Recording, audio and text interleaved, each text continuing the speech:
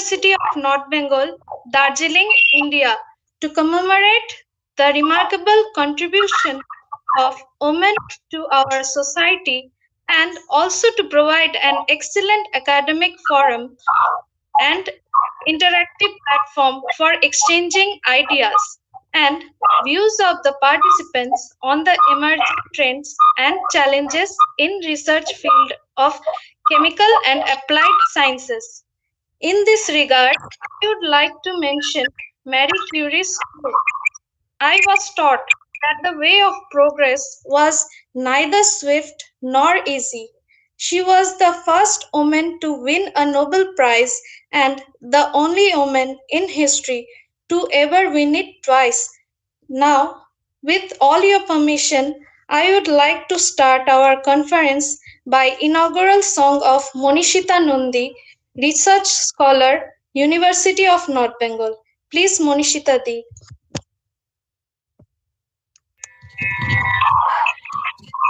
Thank you, Ananya. Thank you so much. Good afternoon to all of you. I want to express my honor and humble thanks to all the scientists and my respected professors present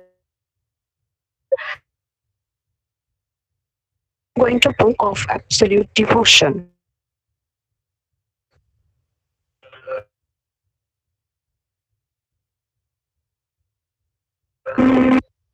ওই আসন তলে রই আসন তলে মাটি টুটি রব ওই আসন তলে রই আসন তলে মাটি করে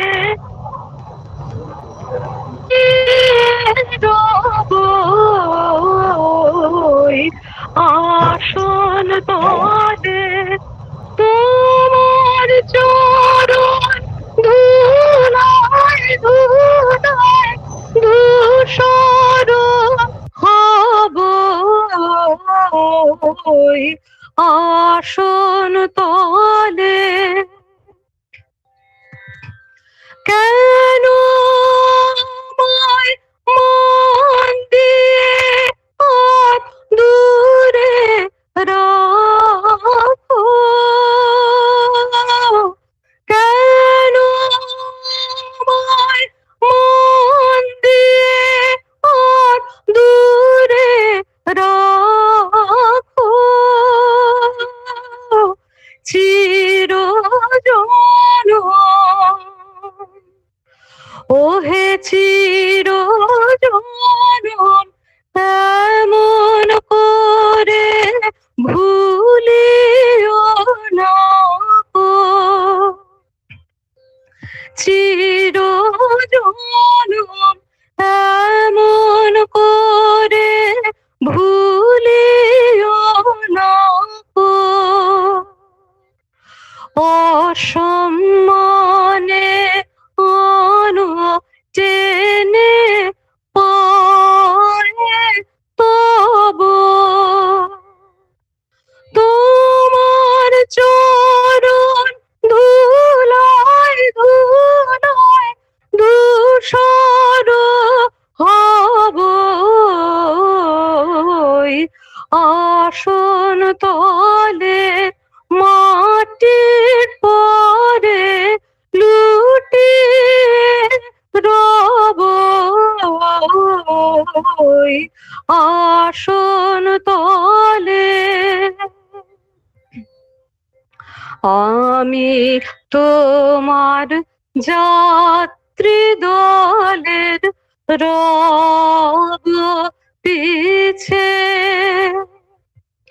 স্থান দিও হে আমায় স্থান দিও হে আমায় তুমি সবার নিচে আমি তোমার যাত্রী দলের রব স্থান দিও হে আমায়, স্থান দিও হে আমায় তুমি সবার নিচে। প্রসাদ লাগি কতই লোকে আসে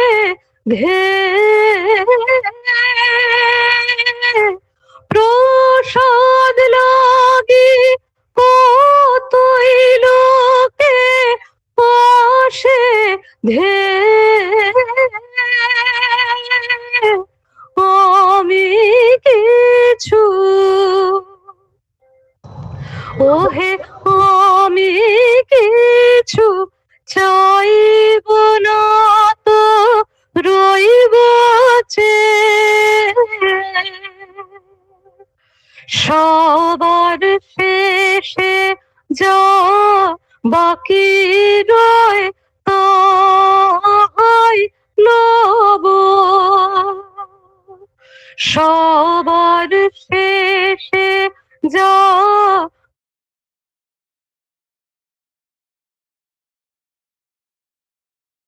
লব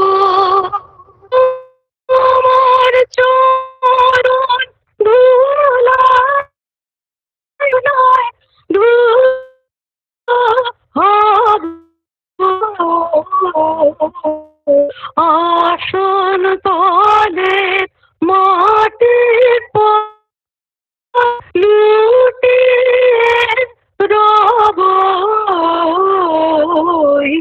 আসন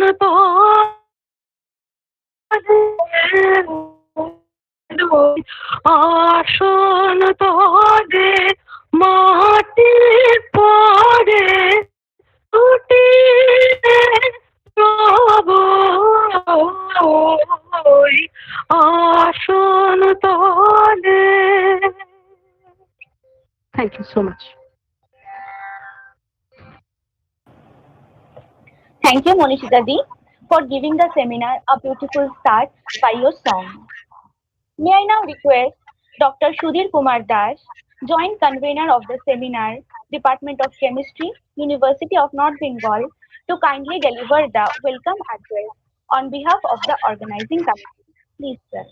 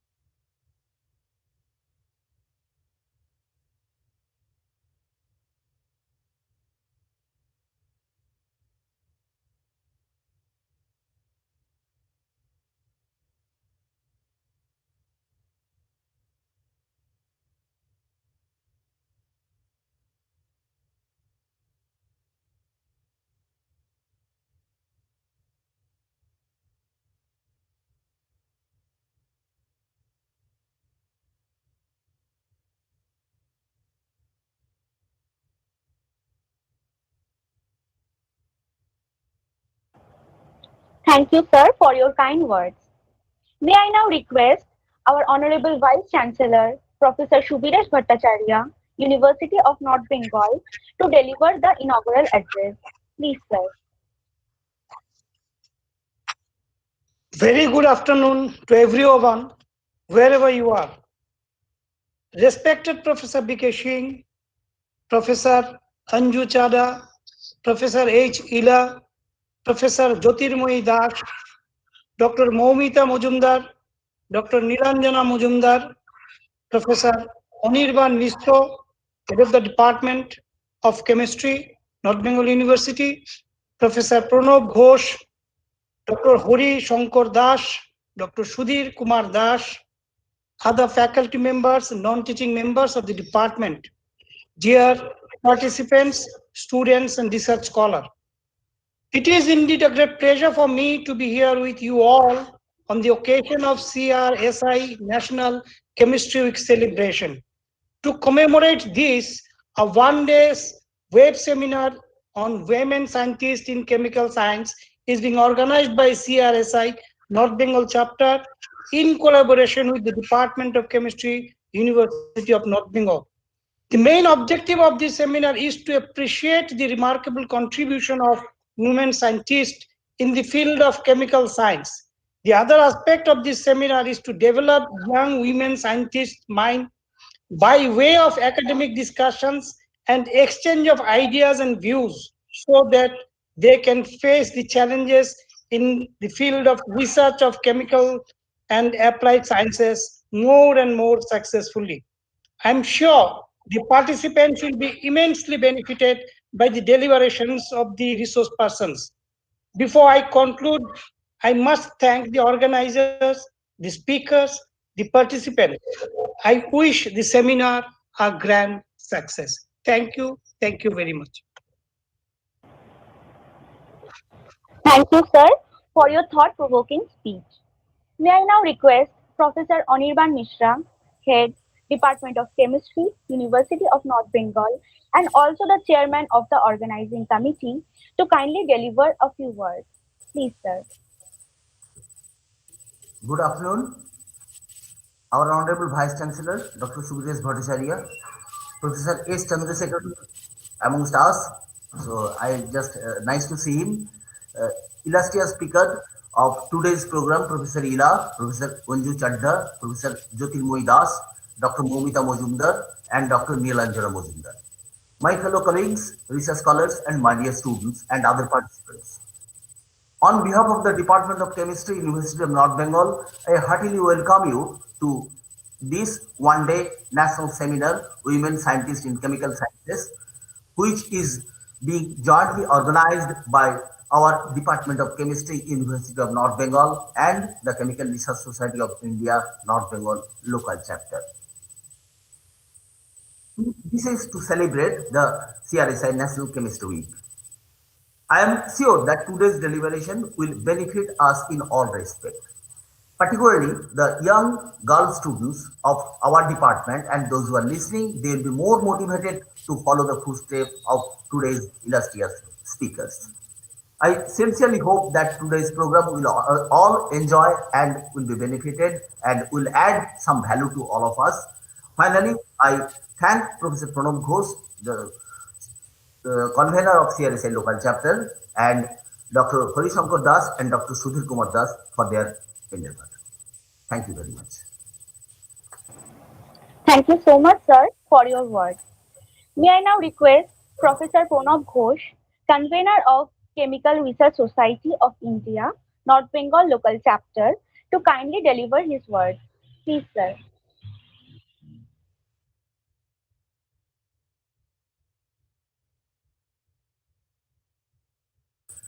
Pranita, please unmute yourself. Thank you. Thank you, Devolina. Good afternoon to everybody. As a convener, on behalf of Sudhir, please mute yourself. CRSA North Bengal local chapter, I welcome you all in today's seminar, Women Scientists in Chemical Science in virtual mode, jointly organized by CRSI North Bengal local chapter and Department of Chemistry, University of North Bengal, to celebrate the CRSI National Chemistry Week 2020. Honorable Vice Chancellor, Sir, Dr. Subhiresh Bhattacharya, Madam Dr. Manideba Bhattacharya, Department of Botany, Ashutosh College, Kolkata, and my respected Professor Chandrasekharan, Sir, our Registrar, Dr. Dilip Kumar Sarkar, Dr. B.C. Paul, Dean, Faculty of Science, Professor Sanchari Rai Mukherjee, Dean, Faculty of Arts, Commerce and Law, University of North Bengal, respected Professor Ajay Basak and Madam Basak from Ottawa University, Canada, Professor Anirban Mishra, Head Department of Chemistry and also the Chairman of the Organizing Committee, Professor Emin Rai, CRSI Council Member at present from our department, our guest speakers, Professor H. Ila from JNCSL Bangalore, Professor Anju Chadda from IIT Madras, Dr. Momita Majumdar from IISER Pune, Dr. Nilanjana Majumdar from CDRI Lucknow, and Dr. Jyotirmoy Das, Bhatnagar Awardee 2020 from Indian Association for the Cultivation of Science, Kolkata. Dr. Das, we are really proud of you. Session chairs of the program, Professor Shashwati Lahiri from Cultivation of Science, Kolkata, Professor Reena Ghosh from Jadavpur University, and Professor Monalisa Mukherjee from Amity Institute, Noida. President CRSI, Professor V.K. Singh, Secretary General, CRSI. Conveners of CRSI local chapters, my dear colleagues from all three universities of North Bengal, colleagues from Guwahati University, Savitribai Phule University, Pune, Sardar Patel University, Gujarat, University of Mumbai, my friends from Tribhuvan University, Nepal, faculties and students of all the colleges in this region, and all other respected and beloved participants in the meet. A very good afternoon to all of you and a warm welcome to you in our jointly organized seminar in virtual mode. I still remember during the celebration of CRSI Chemistry 2019, we, the Department of Chemistry, University of North Bengal, planted about 100 plants around the department, obviously with proper approval. And this year, in celebrating the same, we could able to get the shade of combination of 8 matured and growing plants for our students and young scientists in this region of our country to make them grow with proper direction. This is the major objective of CRSI to develop chemistry education throughout.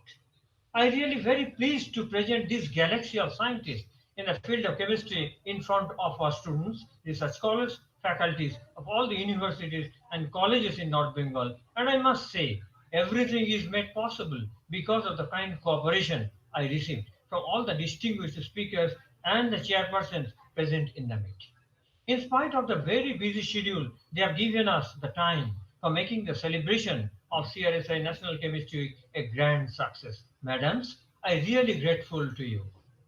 We have already arranged a series of seminars in virtual mode during this pandemic situation involving eminent speakers from India and abroad, including the one where Nobel laureate Professor Aday Yonath from Weizmann Institute, Israel, was the speaker. But this one, women scientists in chemical science, is really a special one. This will definitely boost the moral and confidence level of our students, particularly that of the girls, and that also in this part of our state. They are studious, meritorious, hardworking, honest, but too simple to make it dry. I strongly believe your deliberation would give them the courage to make a drive to the world of chemistry, eagerly waiting to welcome them. We are proud that this year performance of our students remain outstanding. 5 of our students got selected and successfully completed the INSA, IAS and CSIR Summer Research Fellowship Program. And out of the 5, 4 of them were the girls, like Ishrat, Abhishekta, Mahua, and Ashapurna. But the best achievement, is still to be announced. Yes, I'm really proud to announce it.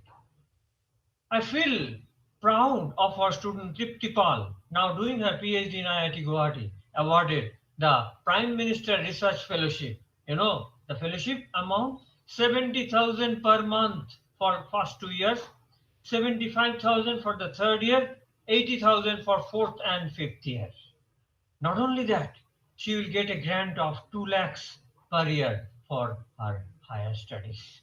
So this is really an achievement. So I request all of you to congratulate all of them, our girls students.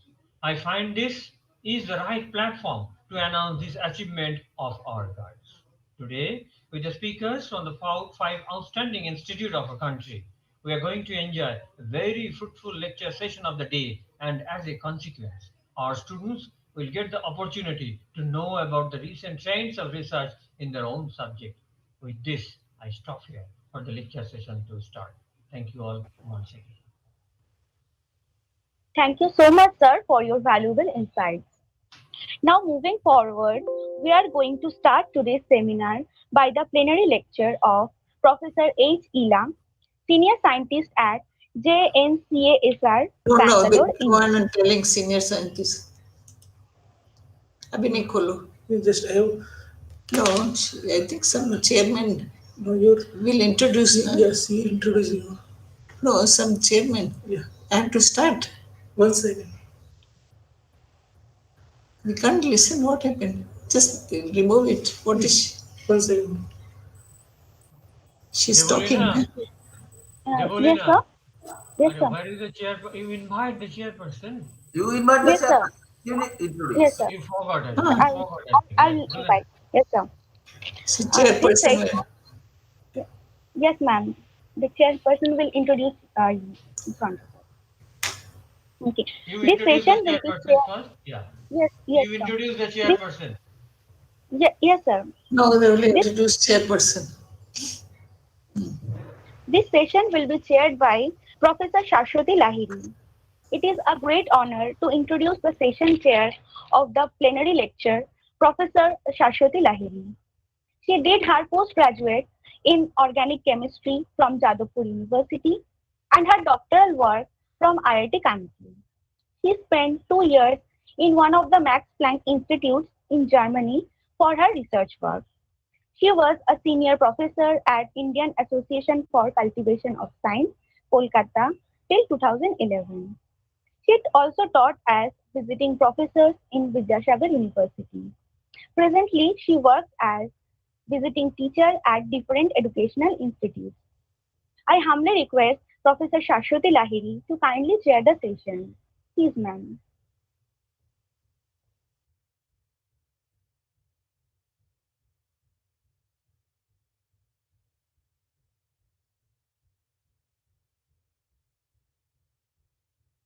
Can you hear me? Yes, Yes, ma'am. we can hear Yes, you. ma'am. Can you hear You me? are audible. Yeah, you are audible. Okay. Please. Okay. So I start this with my humble thanks to all the organizers for this CRSI and Mr. Ghosh. And during this pandemic period, you at least gave us the opportunity to see the old known faces, and at least we are, even if it is virtually, we are getting together to have some science discussions. Now, it's an honor for me to introduce Professor Ela. And, everybody knows her. And there are several things like she did her PhD in 1969, then she joined CDRI, then she joined NEHU and spent there a long time, and then she joined IIT Kanpur. All these things are known, and people are also know that she is she got this Lifetime Achievement Award for CRSI also last year. I just want, in this introduction, I just want to put 1 or 2 points which are not written in this CV of Professor Ela. Actually, she is my Guru Bahan, what you say. We worked under the same PhD guide, Professor M.B. George, late Professor M.B. George. And at that time when Professor Ela was there, he was not a photochemist. He was working on heterocyclic chemistry. And Professor Ela, in fact, I call her Beta as Ela Didi. She worked on this heterocyclic reaction compounds. And then when she left, I was not there at that time.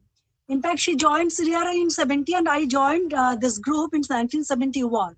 But I just want to I want to mention one small point.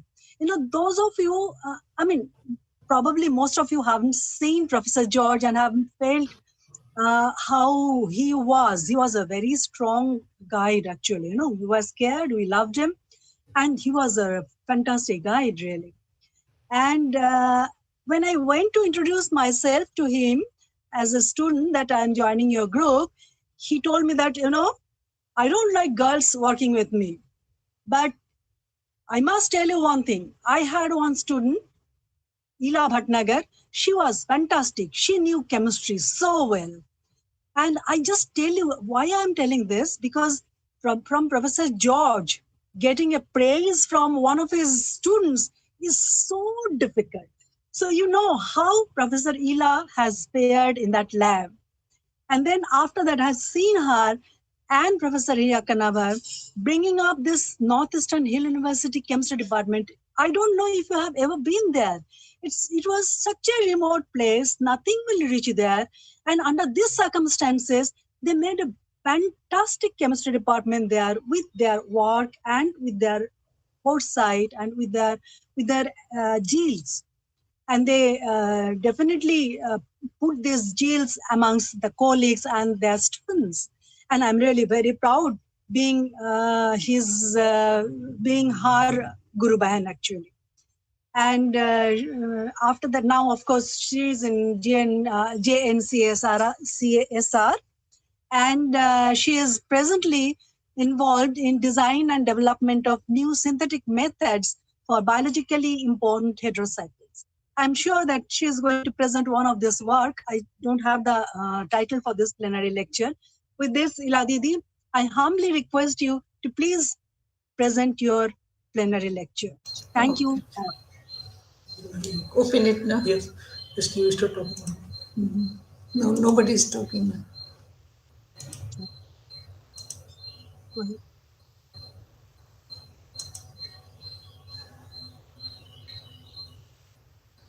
Yes. Just ask, can you see this? Can everybody see the screen? Huh? Can you come, Kula? Yeah, no, just ask them. Huh? Just ask them, can they see your screen now? Can you see my screen? Yeah. Hello? You can see your screen. Okay. Yeah, We can see it. Okay, Professor Mishra, Professor Das, Professor Ghosh, I thank you all for inviting me to give a lecture. In this Women Scientists in Chemistry. I feel highly privileged for it. In fact, this is my first video lecture, webinar.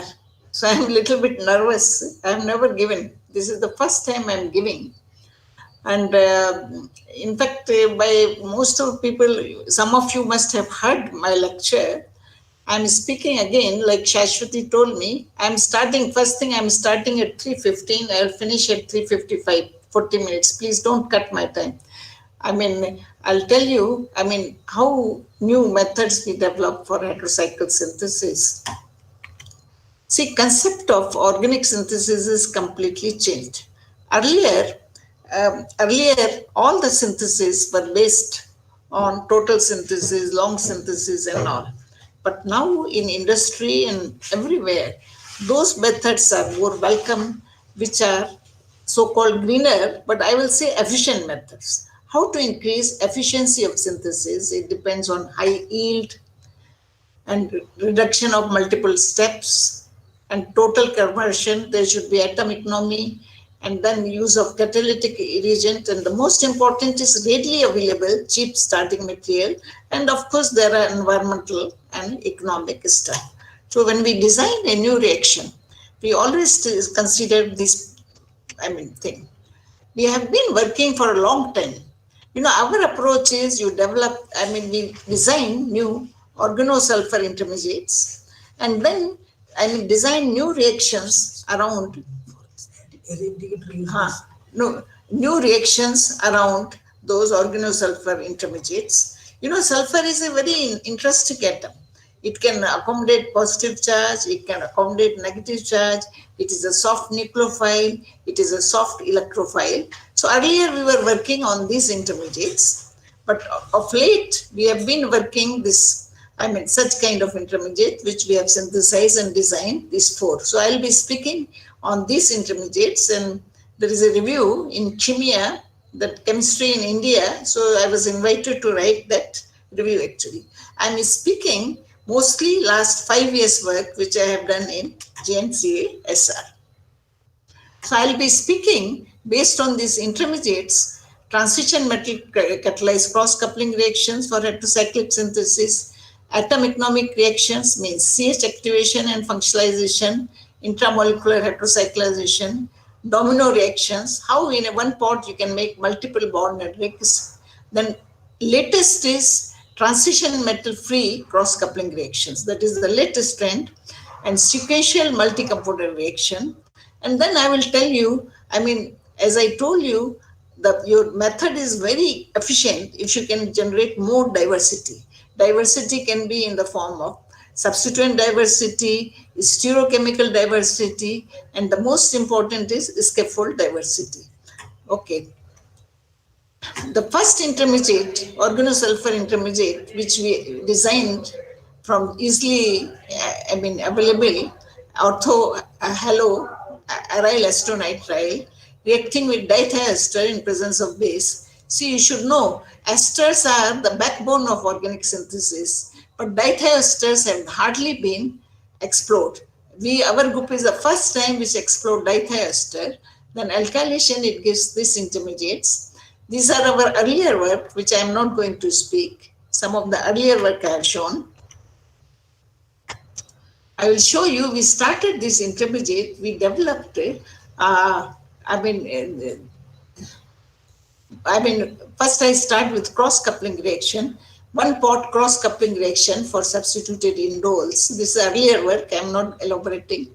Just react this intermediate. This is activated double bond with amines. Generate this inaminonitriles, and in situ, without isolating, you do copper catalyzed cross-coupling, you get indoles. I'm not speaking this work, but then the question is how you can improve your method. If now cross-coupling has also become outdated, the latest is CH activation or atom economic reaction. Can we cyclize it without bromine? Simple activating this hydrogen. This is the atom economic reaction. So I'll show you this reaction in the next slide.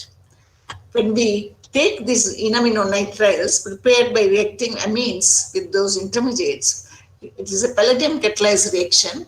And to regenerate palladium, we use cupric acetate as oxidizing agent. When we heat in DMSO 120 degree, we get good yields. I'm showing only selected examples. All fluoro substituted, CN substituted, even bromine, halogen we can substitute. And you see diversity, we can have indole, we can have thiophene, we can have pyrrole, we can have furan at 2 position. Same way we can have different aryl substituents at 1 position. Okay. Not only this, it is not that we should always have, we can also make heterofused thiophenes. Just 1 minute. Heterofused thiophenes means this need not be an aromatic ring. It can be a heterocyclic ring like thiophene or indole, and we can do CH activation and CN bond formation on those intermediates also to give us indolofused thiophenes in good yield and pyrrolofused indoles and pyrrolofused pyridine. These are very important pharmacophore in medicinal chemistry. And also I should say, although CH activation, CN bond formation is known on aromatic ring, but it was not known on heteroaromatic ring. This is the first report. Okay, now I come benzothiophene synthesis. Benzothiophene is very important scaffold. Many of the marketed drugs like raloxifene, which is a selective estrogen receptor modulator, azoxifene, which is used for breast cancer, and such kind of molecules are tubulin inhibitors. You can make, we design reaction. We are a synthetic chemist. We can design benzothiophene in so many ways. I have shown most of its synthesis, which are known in the literature, recent synthesis, they start with ortho-substituted thiophenols, derivatives actually. You see most of them. Here also ortho-substituted diphenols. But we have developed our group is the first developed where we make this C17 bond, and instead of thiophenol, sulfur is in the side chain. So from this intermediate, this is old work which I am not going to cover. By intramolecular radical cyclization, we had synthesized this benzothiophene. I am not speaking on this. Then we came to intramolecular cross-coupling reaction. I mean, generating these intermediate thiolate anions, we generate in situ by reacting orthobromide to nitrous with sodium hydride in DMF, and then thiolate salts are cyclized in situ using copper catalyst. This also I am not speaking. And speaking again, see, if our method becomes better if we remove this halogen here. So we can make a CS bond formation through CH activation. You react such kind of intermediates, no halogen here, with dithioesters in presence of sodium hydride, generate thiolate anion. In some cases, we have to isolate in thiol. In some cases, we can directly react thiolate anion with palladium catalyst, followed by cupric acetate as oxidant, tetrabutyl and bromide as additive, and we get good yields of substituted benzothiophenes. So here are examples. We generalize the reactions. I have given different substituents. Mostly here it is nitrile, but here you see we can have pyridyl, indole, thiophene, and you see fluorine, substituent, methoxy substituent, chloro, even halogen we can have. Not only this, instead of electron withdrawing group can be aryl group. It need not be a CN group. These are the example of aryl group. You can have a ester group also here. This shows we can have more diversity here. We have also, your method becomes better if we can make some target compound. So we made raloxifene precursor. This is a raloxifene precursor which is used for synthesis of raloxifene in the literature. So we take protected desoxybenzoin and then react with dithioester, then intramolecular CS bond formation through CH activation, and we make this intermediate, and which has been earlier converted to raloxifene. Similarly, we made tubulin polymerization inhibitor, which is a very good, which shows very good anti-cancer activity by this method. Not only this, we extended our method to heteroaromatic compound. In the earlier reactions which I have shown, you see there is a aromatic ring. We can replace aromatic ring by a heteroaromatic ring and carried out same procedure, base, dithioester, generate in thiolate, and cyclize it in presence of palladium catalyst, in presence of cupric acetate as oxidation. Intramolecular CH thiolation, this is actually a CH activation, CH bond formation was not known in the literature, especially intramolecular synthesis of benzothiophenone. And similarly, heterofused CS bond formation is not known. So these are the first report of compounds. Okay. We extended our approach. Instead of having a aryl group here, heteroyl group here, if we take isothiocyanates, follow same procedure, palladium catalyst and cupric salt as oxidant, we can make 2-anilino benzothiophene, which are useful if we can cyclize them in presence of trifluic acid to give thionofused 2,3-B-quinolines, which are very good DNA intercalators. So interestingly, we did all transition metal catalysis and all, but we also found this is not a catalytic method. This thiolate anion, if we react with 2 equivalent of iodine, we can get same benzothiophene at 90 degrees. Okay. See this, interestingly, when we treated them with benzyl carbamate, these intermediates, we wanted to make these indoles and carbethoxy indole. But instead, we don't know what was the intermediate. When we did intramolecular copper catalyzed cyclization, instead of indoles, we got benzofuran. Afterwards, we found that this carbamate, under this condition, the intermediate form hydrolyzes to this enone, which undergoes intramolecular cross-coupling to give CO bond formation to give benzofuran. We showed again the generality of reactions by taking so many intermediates with alkyl, pyridyl, indolyl, imdazolyl. I mean, there is, depending on what you want, you can introduce.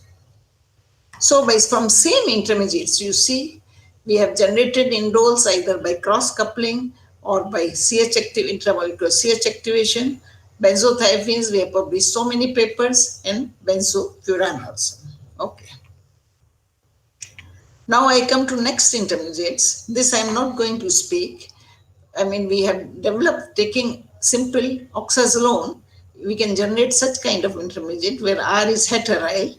And if this is very sensitive, if we open by a nucleophile like alkoxy, amino, or Grignard, we can have such kind of enamides. We showed in our earlier paper, which I am not going to speak, in presence of silver catalyst, it gives 2-methylthioxazoles. In presence of copper catalyst, 2 heteryl. Depending, it can be ester, it can be amide, it can be even aryl group.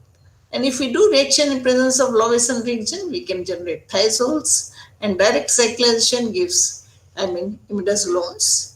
Even we have done very nice, a domino reaction to make bis-isoxazole when we take activated methylene isocyanide. But this is an old work, I am not going to speak. Okay. Let me show you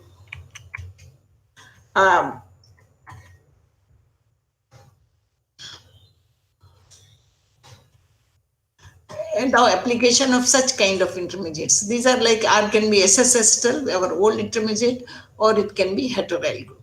So we thought, can we make from these intermediates regioisomeric oxazoles? See here, you see aryl group is next to oxygen and R group is next to nitrogen. But here aryl group is next to nitrogen, R group is next to oxygen. So can we make, it's a very nice MSc graduate level problem. If I ask you how you will make, how you can add this way. So we achieve this by, if we do halogenation, we make NBS halogenation, we can generate alpha halo compound. Then copper catalyzed cyclization, CH bond formation, we can make this regioisomer. On the other hand, if we do just base catalyzed conjugate addition, we make this amido intermediate, and then iodine catalyzed intramolecular oxidative cyclization gives other regioisomer. So we have successfully achieved this. Alpha halogen intermediates, amide reaction, presence of copper. We don't isolate this intermediate. Directly we get one regioisomer. On the other hand, if we react with conjugate addition with amides, we get these amido intermediates. React with iodine in presence of tertiary-butyl hydroperoxides. This CO bond is formed and we get 2 regioisomers. Again, I show you regioisomer, what I mean, 1, 2, 3, 4, 5 position aryl group is here. 1, 2, 3. Here aryl group is at 4 position, R group is 5 position. So they are regioisomer. So I have shown you by taking first dithiasteres we generated. Just for every reaction we show generality, and we made both regioisomers. We can have a aryl group here. So SME group is now replaced by a aryl group here, and we can have a heteryl group here. So this is just to show you generality of reaction. We proved the structure of both regioisomers by X-ray crystallography. Not only this SME group we say higher and fire group. You just oxidize it and replace by amino groups. We can replace by amino groups. Here both regioisomers I have written, and we can make regioisomers of amine. If we react with primary amine, we get this regioisomer. Again, I emphasize amino group is at 5 position. Here 1, 2, 3, 4 position. Whereas aryl group is at here 4 position. Here aryl group is 5 position. Both are regioisomer. We can take a secondary amine and we can make both regioisomers. We can do Grignard reaction on these intermediates and make CC bond and get both regioisomer. Okay, so I have told you about 2 organosulfur intermediates, their application and our recent work. Now I come to very interesting and very simple, organic sulfur intermediate. These are simply 1,3 monothiodiketones. if you see, so much heterocyclic chemistry is based on 1,3-diketones. And but these 1,3-monothioketones are completely unexplored.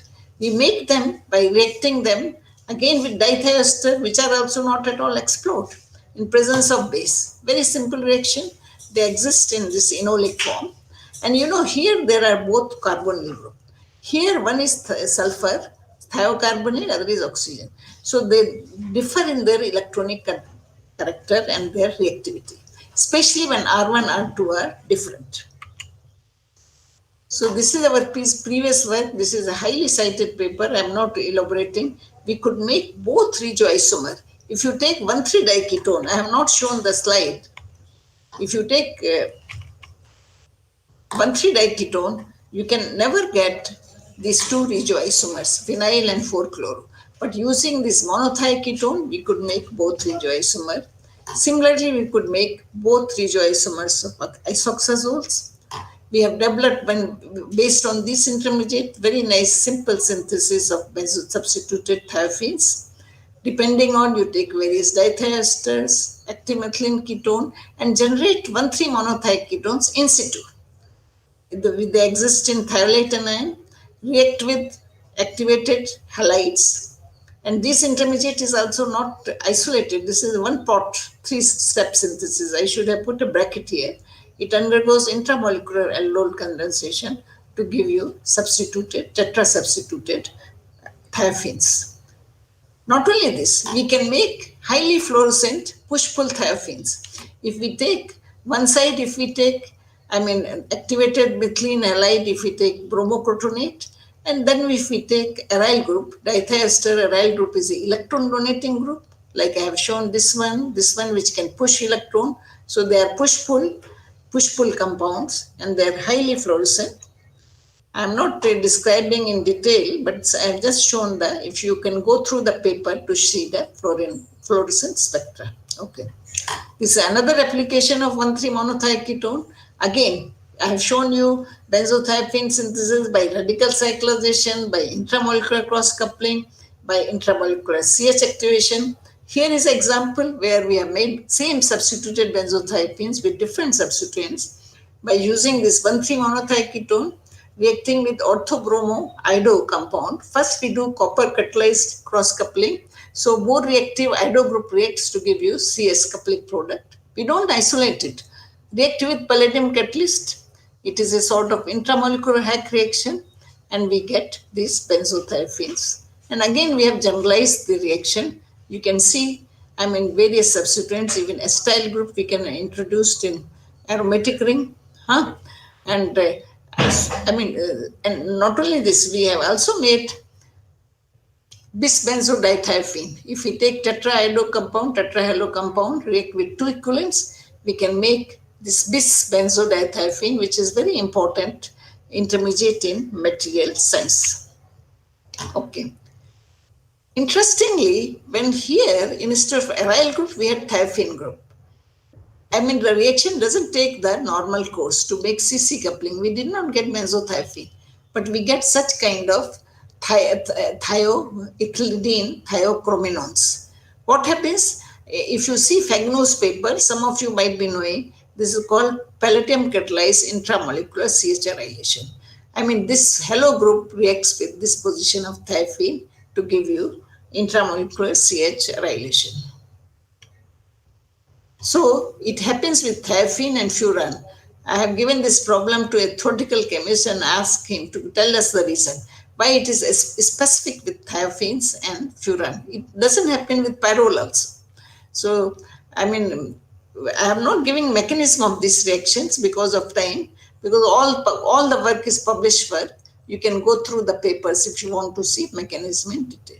This is another application of 1,3-monothioketones, which shows the importance of a thiocarbonyl group and keto group. If you react a 1,3-diketone with amine, this NH2 group can react either with this carbonyl or this carbonyl. But here, just at room temperature, when we react amine, it reacts only with thiocarbonyl to give a enaminone. They are called enaminone in highly regioselective manner. Now, if we react with sodium nitrite, we get this nitroso intermediate. Then if you treat with the base, I mean, again, you see the mechanism. The CH2 anion reacts with nitroso group to give you imidazole, although we got mixture of tautomers, but when we alkylated it, we got only one tautomer, alkylated tautomer. Now, all the process, this is the beauty. They are called a sequential one-pot reaction or sequential, coupling multi-component reaction. Now, first we did in 3 steps. Now, first we put benzylamide, 1 pot. This is generated. Then you put sodium nitrite, generate this nitroso derivative in 1 pot. Then you put potassium carbonate, reflux for 5-8 hours. So 1 pot, see, not much difference in yield. Here we were getting stepwise 87%, here 75% yield. So using this strategy again, we generalize the reaction. We can have a aryl group, substituted aryl groups. We can have a furyl group, heteryl groups. And not only this, if we take glycinate, we can introduce a carboxy group. If we take allylamine, we can have a vinyl group also.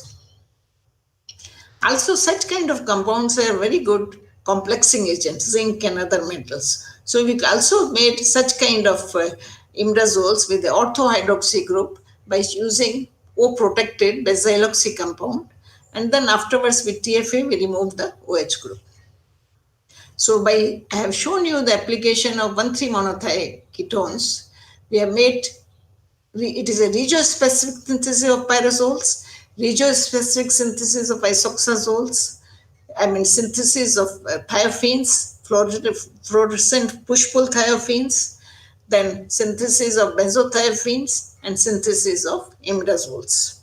Okay, I'll show you one more synthesis, which is latest. Today only we got the acceptance of this paper. So, with monothiazide ketone, it is just you have to think and then design reaction. When we react with sodium nitrite, azide, in presence of IBX catalyst, we get isoxazole. Here the beauty is, I'll tell you, the isoxazole is formed by intramolecular NO bond formation. Isoxazoles are a very important entity. I've shown you some of the biologically important isoxazole. Please note this sulfomethoxazoles and all, oxacillin, they are very strong marketed antibiotics, antibacterial antibiotics actually. If you see the methods of isoxazole synthesis in literature, one of the most important method is dipolar cycloaddition of nitrile oxides with triple bond. But you see this is built in NO bond. Already NO bond is built and you are making a CO bond and a CC bond. Another important method is reacting this 1,3 electrophilic compounds with hydroxylamine. But here also you see NO bond is already known. The third is the cyclomerization, but here also NO bond is there. But there is no general method. There are scattered report of isoxazole synthesis by formation of intramolecular NO bond formation. So I'll show you how we have made this, new synthesis of isoxazole. In fact, we reacted with 1,3-monothiazide ketone, sodium azide. We thought we'll get triazoles, but we did not get triazoles. Beginning, we were disappointed. We got isoxazole, which we had already prepared by other method. But then we found it's important because we are making them by intramolecular NO bond formation. See here, this carbonyl is coming from oxygen and nitrogen is coming from sodium azide. So we are making NO bond here, okay? So again, we generalize the reactions, you see, so many heteroaromatic groups, usually they are introduced by Sulsky coupling and other things we can introduce by inbuilt starting materials, okay? We also made the, corresponding 5-methyl isoxazoles, because they are the constituent of antibacterials, where various antibiotics like oxacillin. Not only this, we extended our method for making 5-styryl or aryl dienyl isoxazoles also. Here is the mechanism. IBX, thione sulfur reacts with attacks iodine, electrophilic iodine of IBX, gives this intermediate. Now this becomes more activated, azide nucleophile attacks it to give us this intermediate, and IBX with sulfur goes out, and now cycloaromatization takes place with removal of nitrogen to give isoxazole. So here you see oxygen is coming from this, nitrogen is coming from a site. So we are making this NO bond. So there are hardly any reports of isoxazole synthesis by formation of intramolecular NO bond. Okay. Now I come to one example of, two examples I have taken, how you generate scaffold diversity. This is also a recent paper. Our strategy is like this. You take various aryl acetonitrile, react with dithiester, and then these thiolate salts, you react with activated methylene compounds with a functional group. And then when it cyclizes, you can, if it is a carboxylate group, you get OH. If it is nitrile group, you get 3-amino or 3-hydroxythiophene.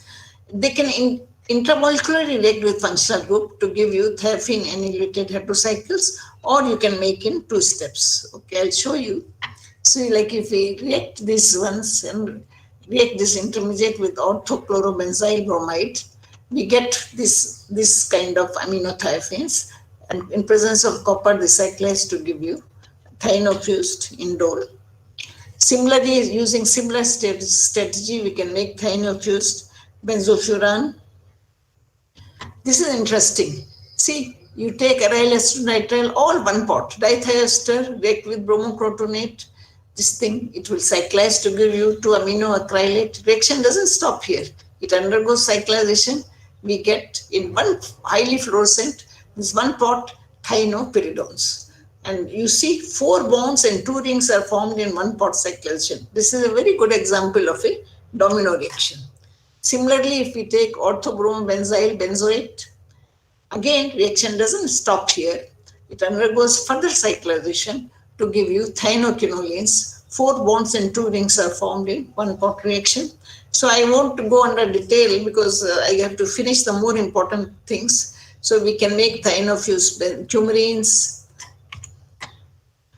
This also is interesting. Depending on what we take the substrates, we can generate quinolones in one pot, thienofused quinolones, thienofused pyrols, thienofused furans, and this is thienofused pyrones.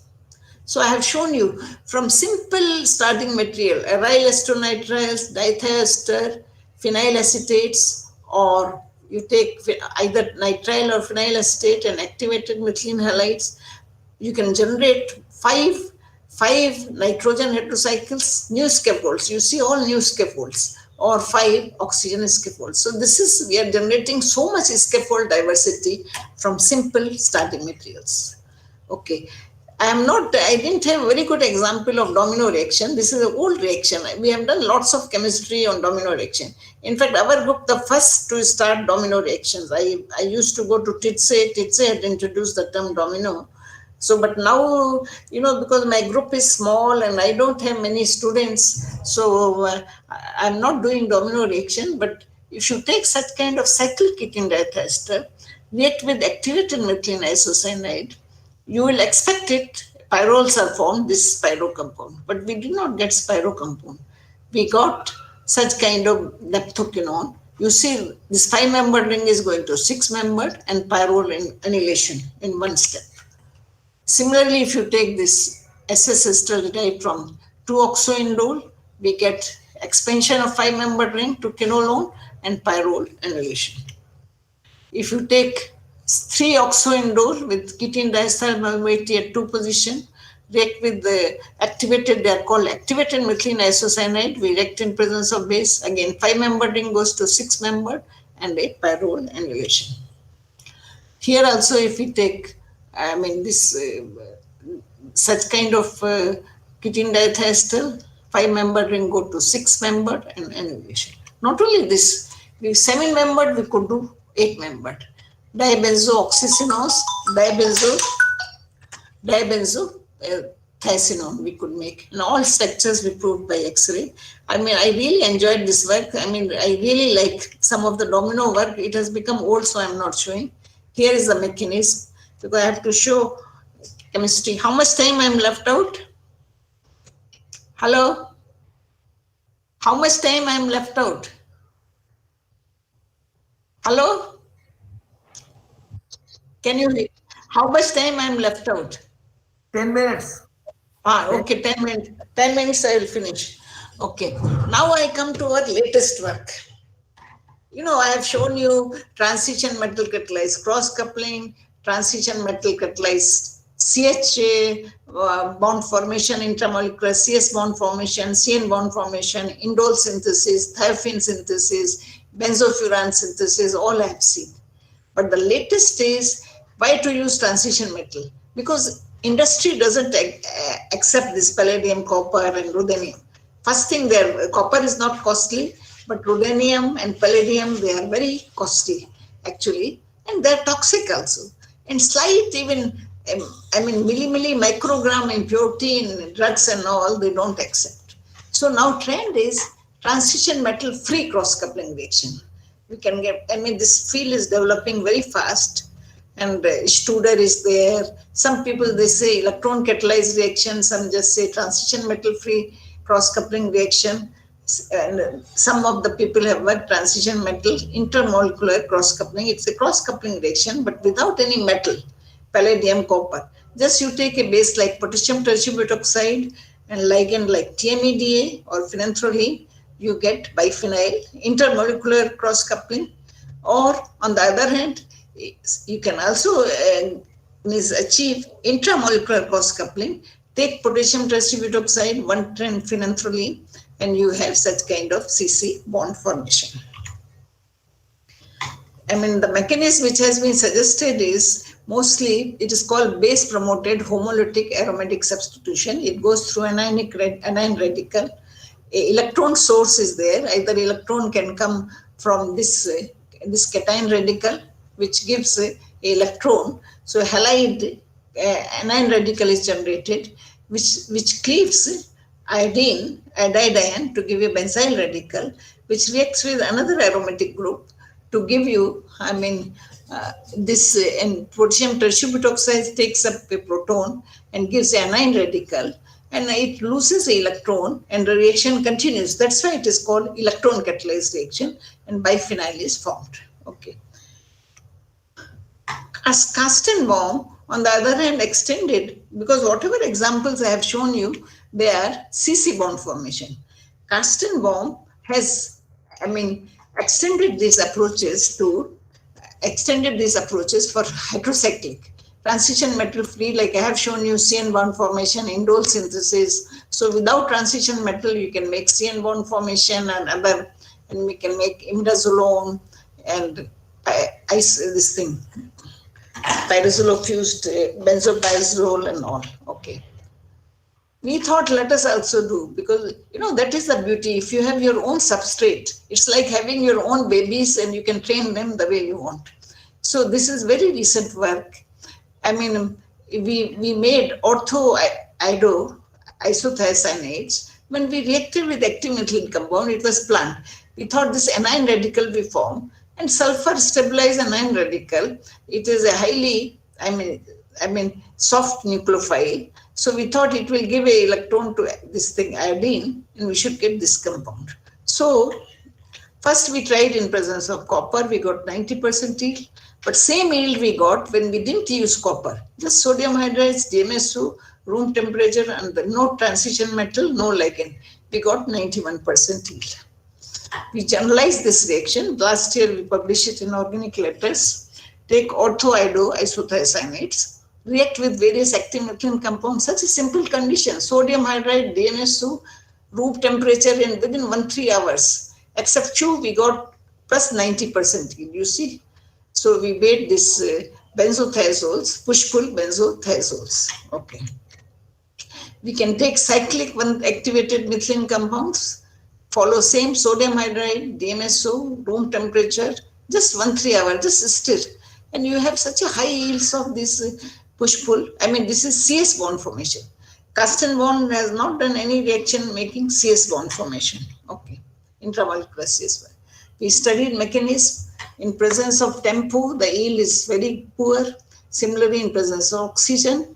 So we showed, we presume that it is a radical mediated or radical anion mediated reaction.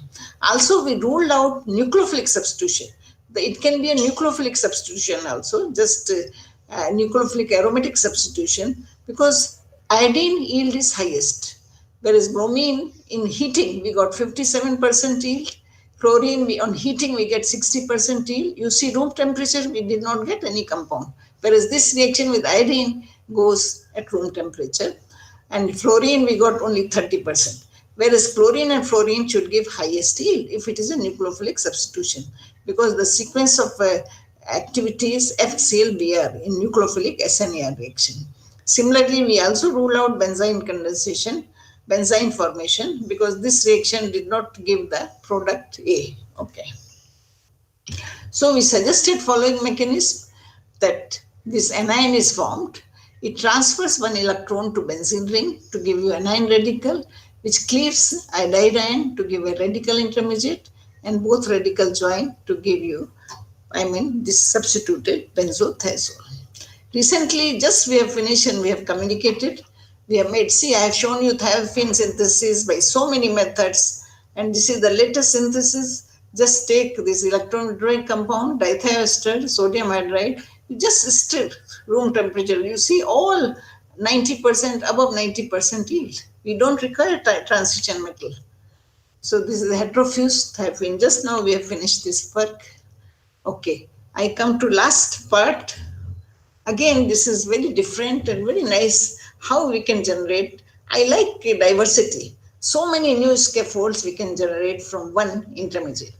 You know, beta carbolines are backbone of many drugs, recurring subunit in biologically important alkaloids, template for drug discovery. They have shown various kind of biological activities and many compounds. These are naturally occurring alkaloids, diplenshine, homophosphatidylene, harmicine, which shows different biological activity. I have just shown for student's sake, see, enaminones. This work is based on enaminones. We can generate them by reacting amine with 1,3-diketone. It has a 2 nucleophilic center, this one, and electron rich here. So if we react with 1,3 electrophilic compounds, we can make a ring here. These are enamino esters, enamino nitriles, enaminones, cyclic enaminones, even nitroenamines, which are not explored. Okay. So how a present work, we took tryptamine as amine and reacted with our activated acetals. We generated this enamino nitriles, and then we cyclize it with TFA. So now we get beta carbolin derived enamino-ketones, nitroenamines, and all. So our strategy was to annulate this NH and beta position to give you various scaffolds. Okay. Okay. This disturbance is there. Okay. So when we react with just benzoyl chloride, one SCO group attacks here, beta position, we get just indoles, indoles. We made such kind of system with RCO group actually. We can, if we take malic anhydride, then this is the mechanism I have shown. Michael addition, ring opening. We get same indole ring with acetic acid side chain. Many of the many alkaloids are known with such kind of intermediate. Okay. So Nenetsko-indole reaction, its disturbance is coming. Nenetsko-indole reaction is known, simple acyclic enamine, but nobody has tried with cyclic enamine. Now it's okay, cyclic enamines. So if we react with benzoquinone, here is the mechanism, Michael addition, cyclization. We get a tetracyclic in one pot, a tetracyclic ring system, pyridodiindole, which is, you see, part of fescapsuline, homocapsuline, clendomines, many of the alkaloids in beta carbon derived indole. Then also we made indolo-quinolizidine ring. Just if we react with beta bromopropanyl chloride, we get even nitro substituent we can bring. So these are the naturally occurring indolo-quinolizidones. If we react with itaconic hydride exocyclic ring, we get this again indoloquinozones with a side chain, which can be further elaborated. And if we take, or if we make a inaminone with orthochloro or orthobromo substituent, we can cyclize this to this pentacyclic ring system. All are important. This is not reported, even this hydra 2 unreported scaffold. And just if we do reaction with formaldehyde enamines, we get such kind of tetracyclic systems. So you see from one system in aminones, how many scaffolds we generate? 1, 2, 3, 4, 5, 6, 7. So that is called scaffold diversity generation. And such a simple reaction. It can be done anywhere in the lab. So this is the last slide. I have shown you transition metal catalyzed cross coupling, CH activation reaction, benzothiophene, indole, furan. This is, I have shown how we can use this intermediate just to make isomeric isoxazoles. Then I have shown you 1,3-monothioketone application for synthesis of piezoselective synthesis of pyrazoles. I have not shown many reactions, imidazole, thiophene. This is a very nice work. I like 10 scaffolds we have generated from simple this thing. So now it is time to thank. I joined JNCSR at the age of 65. Nobody will give you a lab at this age or research scholar. So I owe all these results, everything to Professor Rao, who knew me since 64 when I joined my PhD at IIT Kanpur. He was there when I was doing PhD, and he gave me a small lab, PhD students, and I owe everything to him. Of course, my husband also. So these are the students who have finished. These are the postdocs, and these are the present PhD student. Yogendra, very good, very hardworking. All the students are very hardworking. He's a postdoc. They are working, and time to hand.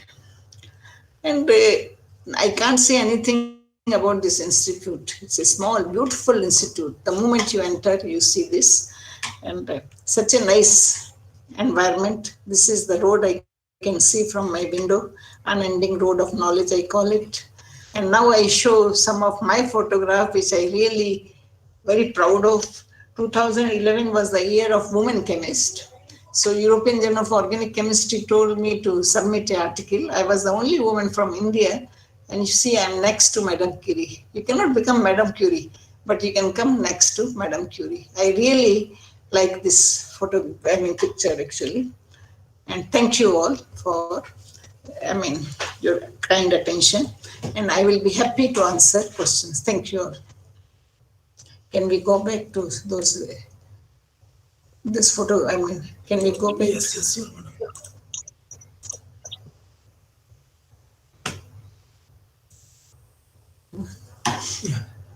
Yeah.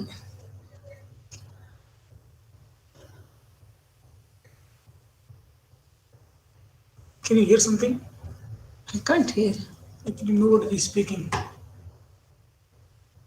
I hope there is no problem.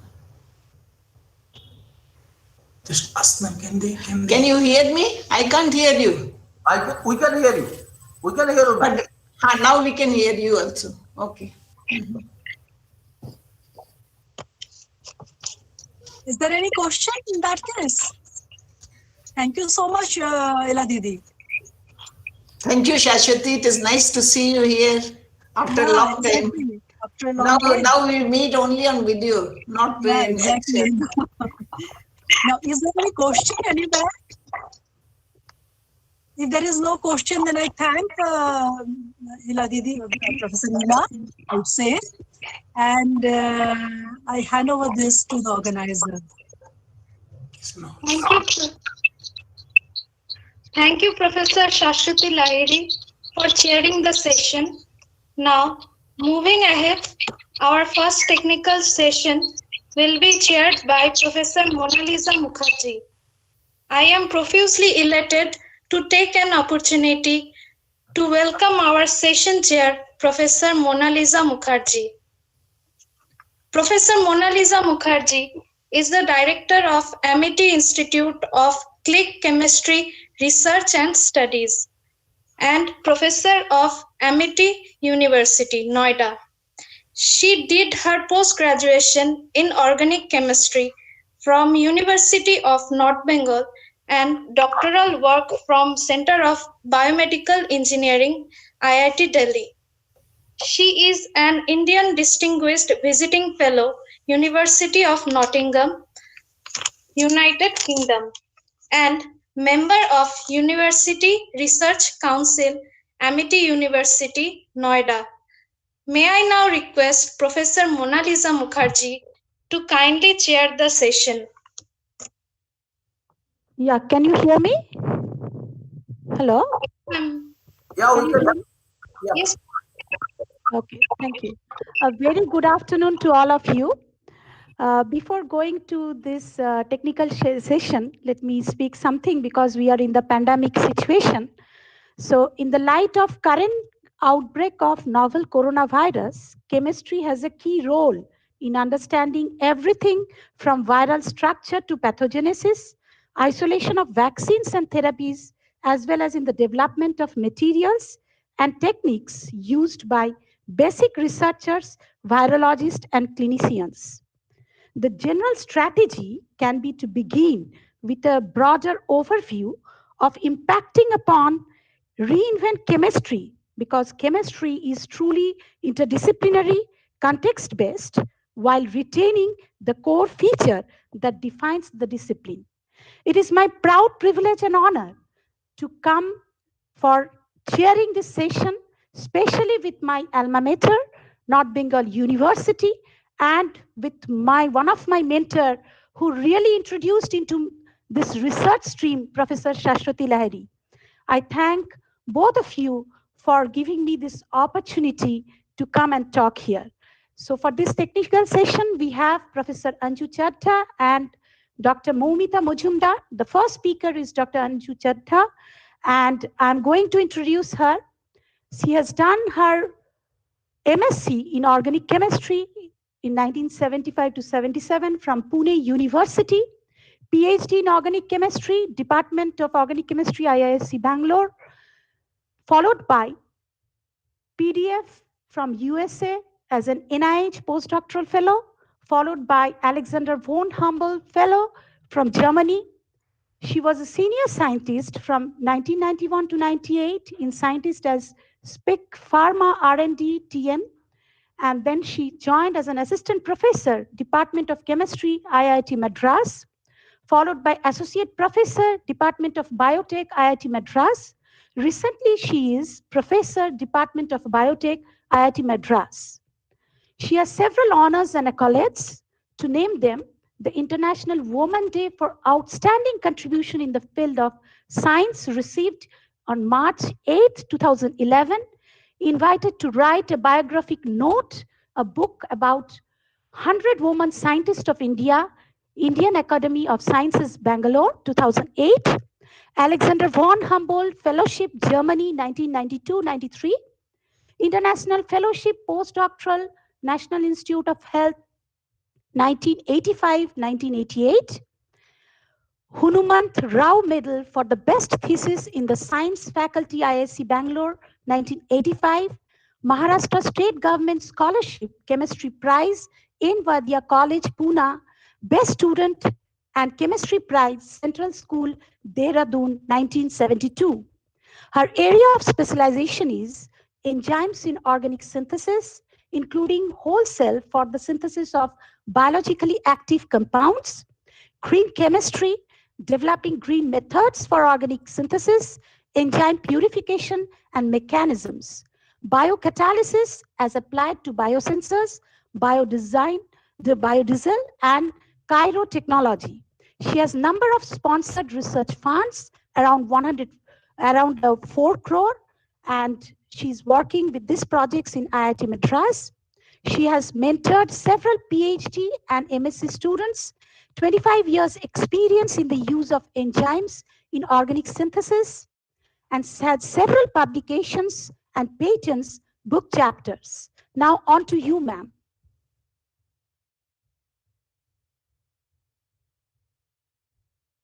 Hello? Hello? Yes, we can Ma'am, hear can you hear me? Yeah. Can you hear me, ma'am? Yeah.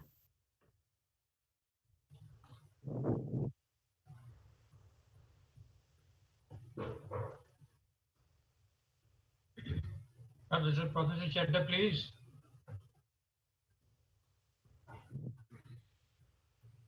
Can you hear me now?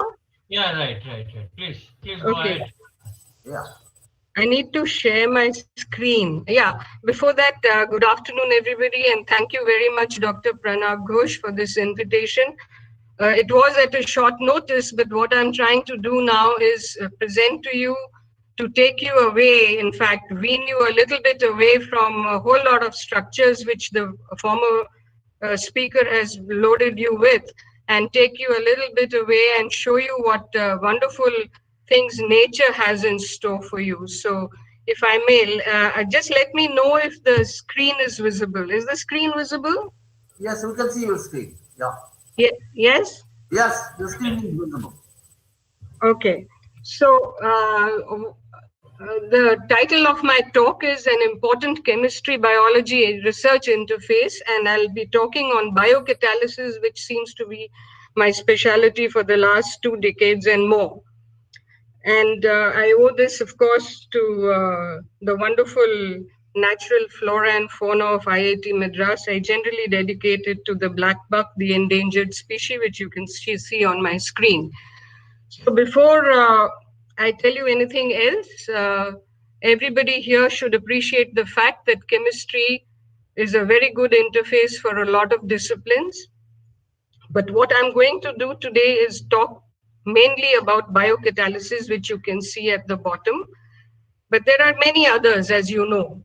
At practically every discipline you touch, you can talk about chemistry. Now, the bio interface is very important. And even though biotechnology and use of microbes was known since man started anything, as in making bread, wine, vinegar, etc., more recently, it has to be appreciated that a lot of chemicals come from the microbial fermentations. You have steroids, the entire steroid industry depends on it. Alcohol comes from it, your drugs come from it, penicillin comes from it, and so forth. So all these reactions are catalyzed by nature's own catalysts known as enzymes. I'm going to dwell a little bit about what these are and what do they do. So I will use the term biocatalyst and enzymes interchangeably, even though the biocatalyst is a little more general, and what I would mean also is that they are contained in the cells. When it's enzymes, we generally mean they are isolated enzymes. And you will see that they are the catalysts of life. They are very often proteins. They are present inside the cells or in the fluids around them. And here, I hope all chemists know what a cell is. They increase the rate of a reaction without undergoing any change in themselves, like any catalyst.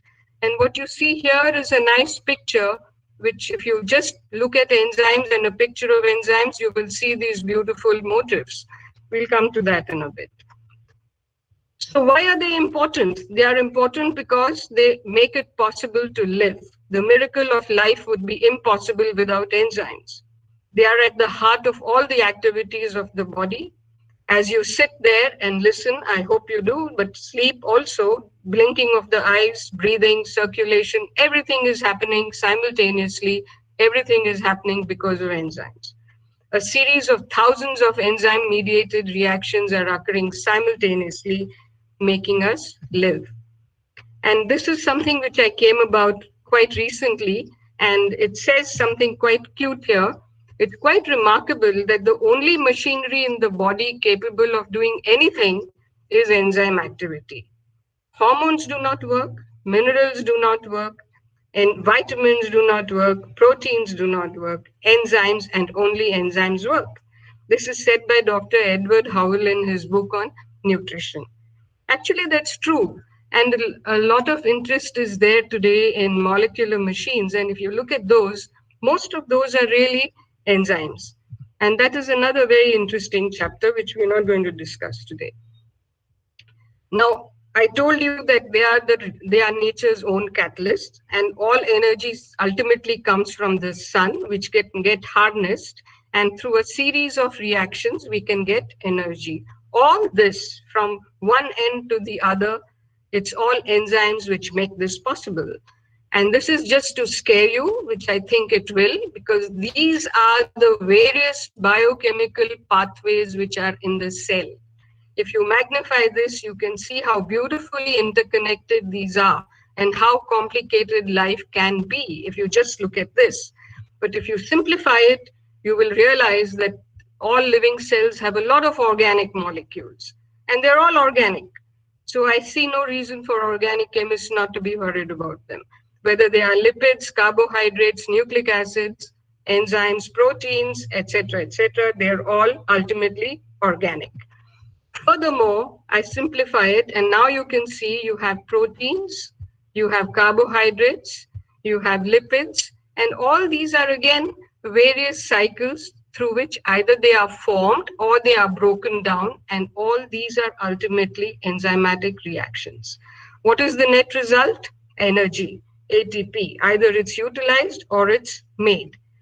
So what we have said up till now is that enzymes are wonderful catalysts, and like you have proteins which are made up of carbon, hydrogen, and oxygen, nitrogen, you have those enzymes which are also special proteins. Carbohydrates are made up of glucose units, but proteins are made up of amino acids. And if you take, typically, there are 20 different amino acids. There are more, but we'll talk about the 20 common ones. And if you look at glycine, alanine, valine, and cysteine, and just string them together, what you can get is a small protein. Of course, the sequence in which they are strung together determines a lot of their function. And they are present in the cytoplasm. They form the structure of various membranes, and they have other hundreds of functions. We would concentrate on enzymes. Now, if you have glucose and fructose together, they might join up to form sucrose eventually. But if you have the right enzyme, the reaction will happen much faster. And that is what enzymes are doing, increasing the rate of the reaction. A minute ago, I told you that the way the amino acids join up gives the protein its shape. And each protein is different because of this shape, and therefore its function is different. So you have a protein which can lose its shape. When you fry an egg, the white of an egg is albumin, it's protein. It gets denatured, it loses its function, its natural function. So there are factors like high temperature, pH, chemicals, etc., which can destroy the protein. And if you're handling enzymes, then you can destroy the enzyme, and therefore you can destroy its function. So structure and shape is very crucial for the function of these catalysts. And of course, this is familiar to everybody, just a revision that you're decreasing the activation energy, not really touching the equilibrium of the reaction when you use the catalyst. Here's an example. Hydrogen peroxide can be split into water and oxygen using manganese dioxide, but an enzyme will also do it. Enzymes are very specific. They will not do another reaction other than what they are made for. So if you have hydrogen peroxide and catalase can do this reaction of breaking it into water and oxygen, and amylase will not. It is rather specific. And this all hinges back to how specific the shape is of the enzyme and the substrate which fits into it. And there are theories which explain this. There are theories as old as the discipline itself, but we don't worry about that now. What we need to remember is that each enzyme has its own unique protein structure and shape, and has its substrate on which it's supposed to act. Sometimes the route which the enzymes take can be the most efficient for getting to a target molecule. So you can see that we are talking now about imagining that we could actually pull out some of these enzymes and make them do the reaction in vitro. And they are stereo, chemo, and regio-specific. Along with being just specific for a substrate, they also confer very specific three-dimensional structure on the product which is formed. Of course, we know that nature itself has chirality built into it. So generally, you can have lots and lots of mixtures of stereoisomers when you do a reaction in vitro. But if you use an enzyme or you use a particular catalyst, which a lot of which have been developed today in synthesis, you can actually generate optically pure compounds. This is also true of drugs, and the whole issue of generating optically pure molecules came about because of the issue of pharmacology. You know that stereoisomers are very specific in their 3D structure, and so are the receptors in the body. So you cannot really give a different shape of a molecule if you want efficacy in your drug action. So the reaction has to be such that you generate an optically pure molecule. Now, these, of course, are examples which will show you that there are isomers which have very, very different properties, as in pseudoephedrine and ephedrine, one which is an appetite suppressor, the other which is a nasal decongestant. The turning point or the game changer was the molecule thalidomide. And I think everybody who's done some stereochemistry and why stereoisomers are important will realize that the R and S isomers of thalidomide were really very different in their activity. While one was used for preventing morning sickness, the other one actually turned out to be teratogenic.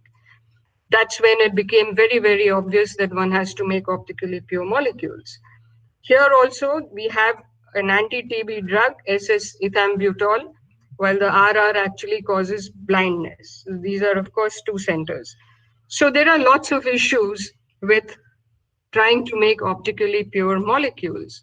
Nature has chirality inbuilt in molecules, like I just told you, and even things like cis and trans isomers, as in nerol and geraniol, have different properties of smell, which is the interface they are interacting with, the olfactory interface. Similarly, S and R limonene, as for lemons or oranges, have a very different flavor. So a different 3D structure gives you different bioactivity. And drug molecules which are obtained from living cells, whether they are plants, animals, or microbes, have very, very different 3D structures. And nature is so clever that if n number of isomers are 2 raised to n, yes, depending on whether you have how many chiral centers you have, it will generate only one which is beneficial to the host. And therefore, it becomes even more obvious that enzymes are doing these wonderful reactions, generating such important stereospecifically active molecules. So I've told you about a lot about enzymes. How does all this tie up? What is my business with it? So we know that enzymes catalyze reactions in living systems. They produce very specific products. Stereospecificity in bioactive molecules is very important. And can we use this catalyst to do any kind of difficult chemistry for preparing very specific molecules or stereospecific synthesis? And sure enough, there was enough and more scope if you look at what cells are all about. Let's look at this first, the top, the cell factory. Using whole cells is an advantage. We are not going to disturb the cell too much. We'll just grow it and use it after harvesting as in resting cells, or we will use fermenting cells, which means online growing and harvesting the product. What are we doing? We're looking at a cell as a microbial biocatalyst, and if we feed in the right kind of molecules, we can imagine that we will be able to get the right kind of product. Why? Because we are not going to interfere too much with its primary metabolism, but on the way, it will generate the right kind of reactions catalyzed by the right kind of enzymes to give you the product you desire. Now, that is with whole cells. That is especially true about oxidation and reduction reactions, which also require what are called cofactors along with enzymes.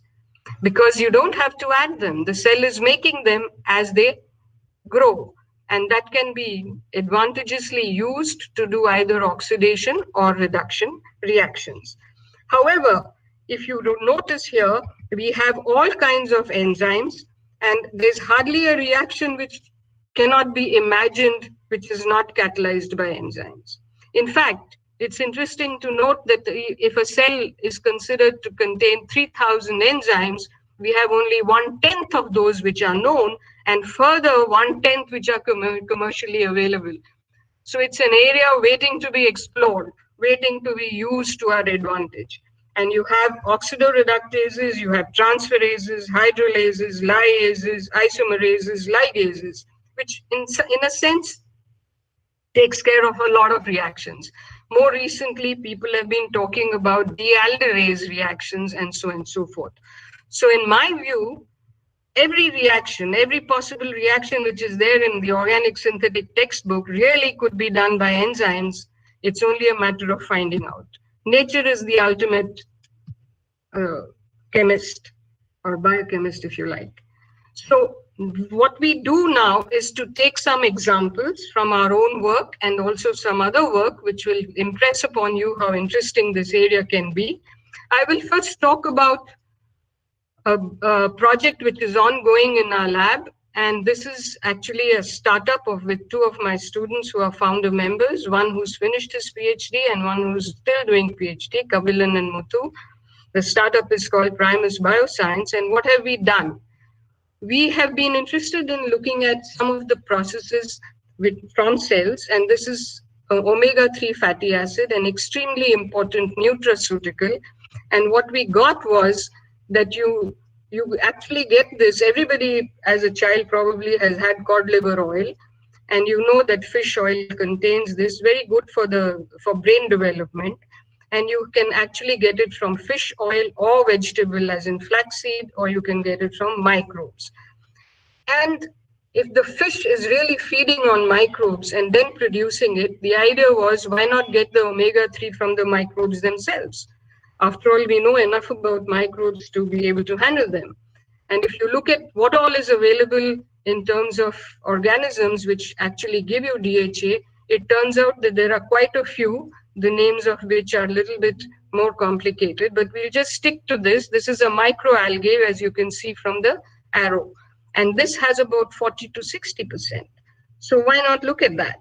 And sure enough, further literature and further reading told us that these are actually found in what are called mangroves. What are mangroves? Mangroves are a region near the sea which actually have botanical amphibians. You heard of amphibians in animal world, but these are plants which are at the interface of water and soil.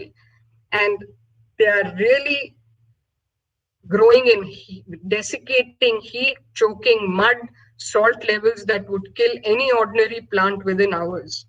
And yet they are the most interesting complex ecosystems on the earth. So where did we go? We went to Pichavaram, which is south of Chennai, and the students did that. They went there, they got some isolates from the soil. This is a mangrove. You know, the mangrove tree, actually the root sticks out and it's breathing like that. So you have a very interesting system over here. So we got the soil from that, and the idea was to try and find out a way to see whether they are oil rich. So you develop an assay. You develop an assay from known literature, modify it, and sure enough, we could see from the Nile red fluorescence study that we had a strain which looked like it has very good oil content. We processed that further, and we saw that it has 40% DHA of total fatty acid. Now, one would wonder, why do these organisms need so much oil? It stands to reason that they need to float, they need to breathe, and oil makes them lighter. So we go with this explanation. And the next thing, as a chemist, you want to know that you have DHA, and you esterify it, because acids are not very easy to handle or analyze. They weren't then. We had no columns then for these kinds of molecules, very sticky. So you have the methyl ester here, and you have the fatty acid methyl ester from the T01 strain. This is the standard. And sure enough, we were handling the right molecule, which is DHA. The next problem, how do you grow it in a lab? Well, it's a marine microbe. It's a mangrove of a microbe. We don't know exactly what kind of salt concentration it would like. Now, salinity is quite a job to standardize. So you have average salinity of seawater, as that is 3.3 to 3.5% of salt content. And PPT here means parts per thousand. Fresh water in comparison contains less than 0.05%. Specific readings of salinity within a mangrove may range from 0.05 to 3.5%. So you go back and you standardize all what this bug, this microalgae would like to grow happily in the lab. So you have a whole lot of components of seawater made in the lab in distilled water in which you want to grow this. Then it's all about optimization. You have to give it the right kind of food. You can use the right methods to optimize response surface. You have to actually look at inoculum size, the RPM speed, the temperature, pH, and when you want to harvest, how much nitrogen will it take, etc., because you're worried about all the enzymes which it will use ultimately to make the DHA. So all this is possible because you can actually read all this from various sources for various kinds of organisms, not necessarily what you're handling. Then you come across another study where you have optimization of salts, and you realize that 40% volume by volume is just as good as 100, so you can just keep it at that. Now, biomass is what the microalgae gives you after it grows. Your next problem is to be able to isolate the oil from that. And as we saw, it looks like, as compared to all the literature, this is by far one of the best, the better one than this being just one more, which was reported in 2006. So this looked very promising. This was patented, and further studies were done.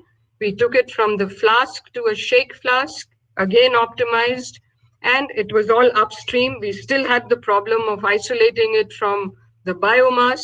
You had to esterify, non-trivial business because you're handling a biomass which has lots of other things.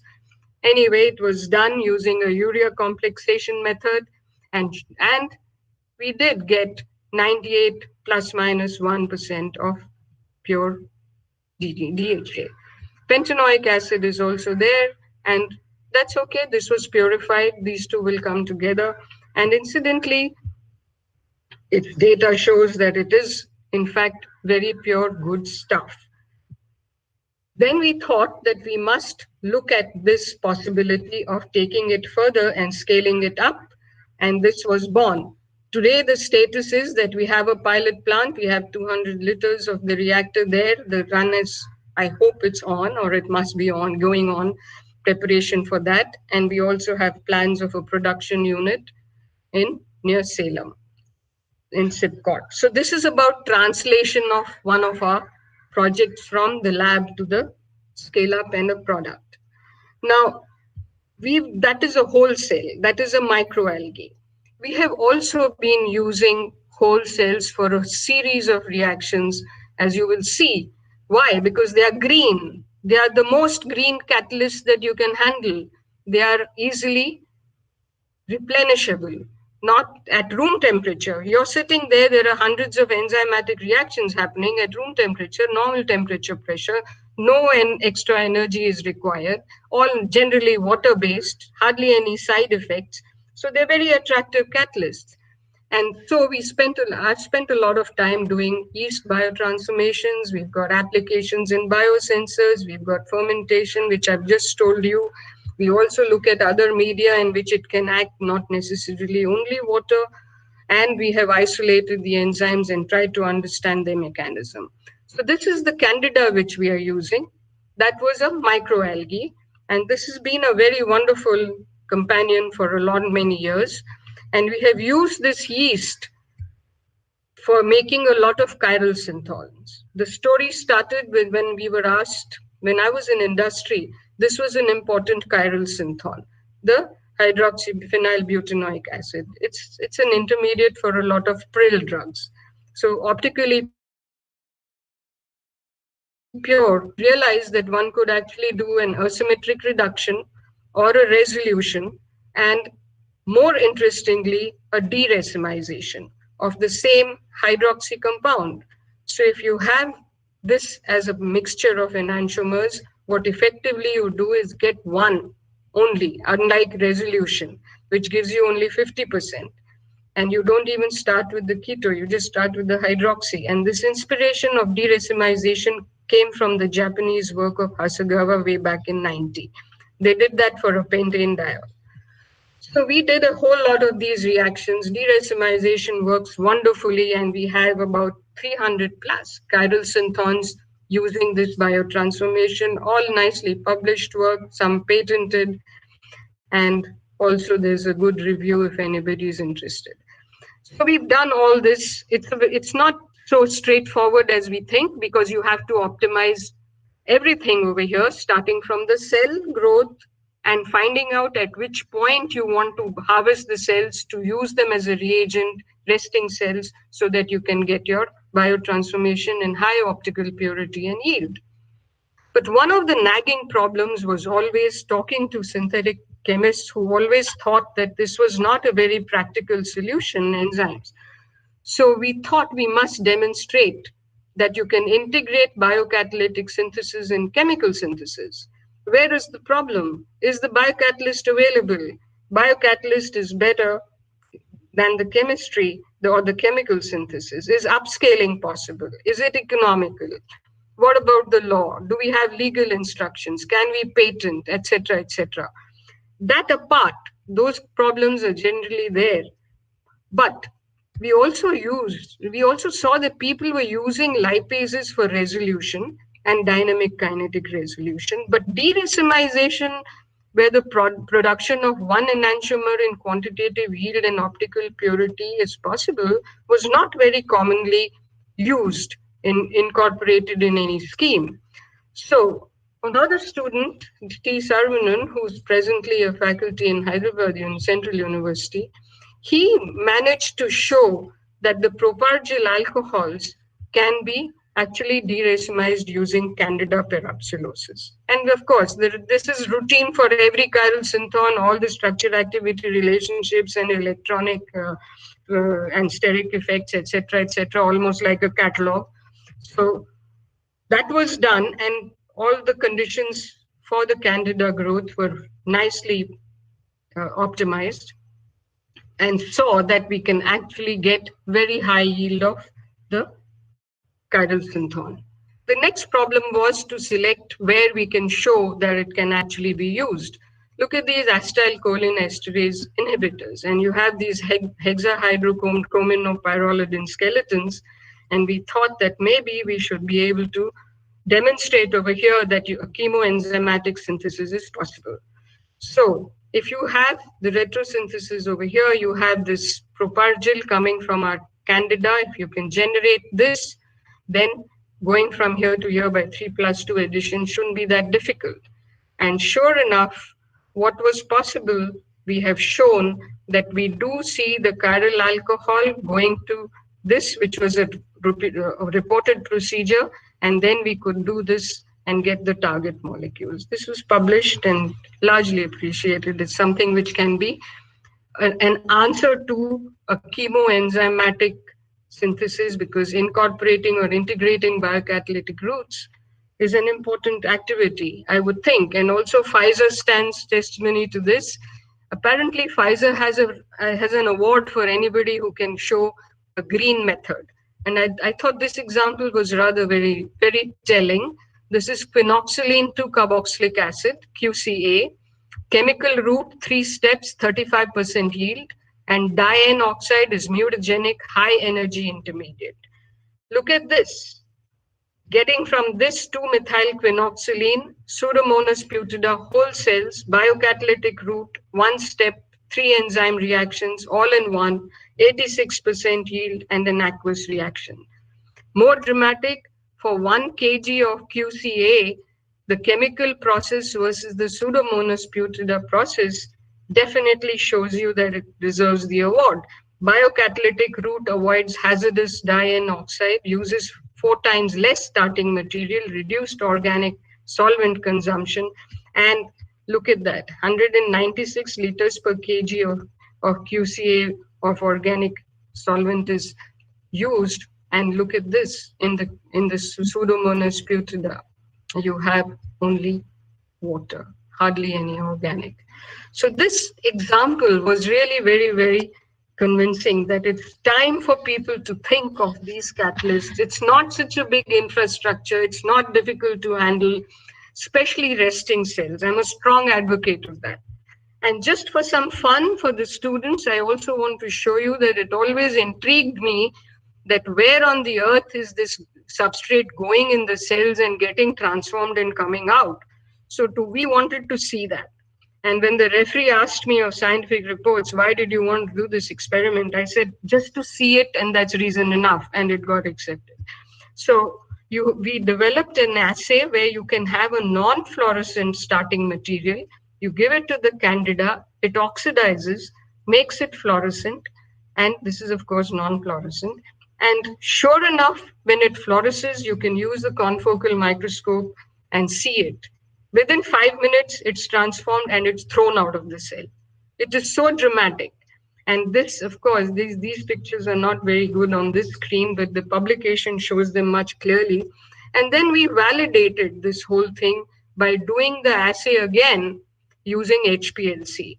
People had initially suggested that you can tag a molecule and a substrate which you know, and it will go in and then you can see the fluorescent tag. But I said, no, it would be better to use a substrate which changes itself, because when you tag a substrate, you're changing a lot of things in that substrate. God alone knows how it will find its way in. Then you'll have to study all those factors for it too. So a proper control was done, and we saw that it actually goes inside the cell and comes out. So there are pictures of the fluorescent spots inside the cell and also while coming out. Then we moved on to seeing whether we want to purify some of these enzymes, what on earth were they, and whether we can really handle them. And this was done very nicely by a student, Nidhi Agarwal. She did a recombinant R-specific carbonyl reductase from the candida. And these are the crystals. This was our first crystal structure. It diffracted at 1.86 angstroms. I was aiming at 1. And I wanted to show the change of the cofactor from an sp3 to an sp2 carbon or vice versa, but that didn't happen. And sure enough, what we saw was a wonderful enzyme, and we modeled it, we studied the crystal structure, and those studies are going on because we still need a substrate bound to the enzyme to say something very, very exact about it. It's never easy in crystal structure. Now we have another one that was an R-specific one. This is an S-specific carbonyl reductase from the same candida. And this student, Sneha, has done a lot of good work, got a nice pure enzyme, and shown that the substrate preference of this is from alpha ketoesters to ketones to aldehydes. Also done kinetics of this and showed some very intriguing mechanism and difference in mechanism for these substrates. So this is also what we were doing.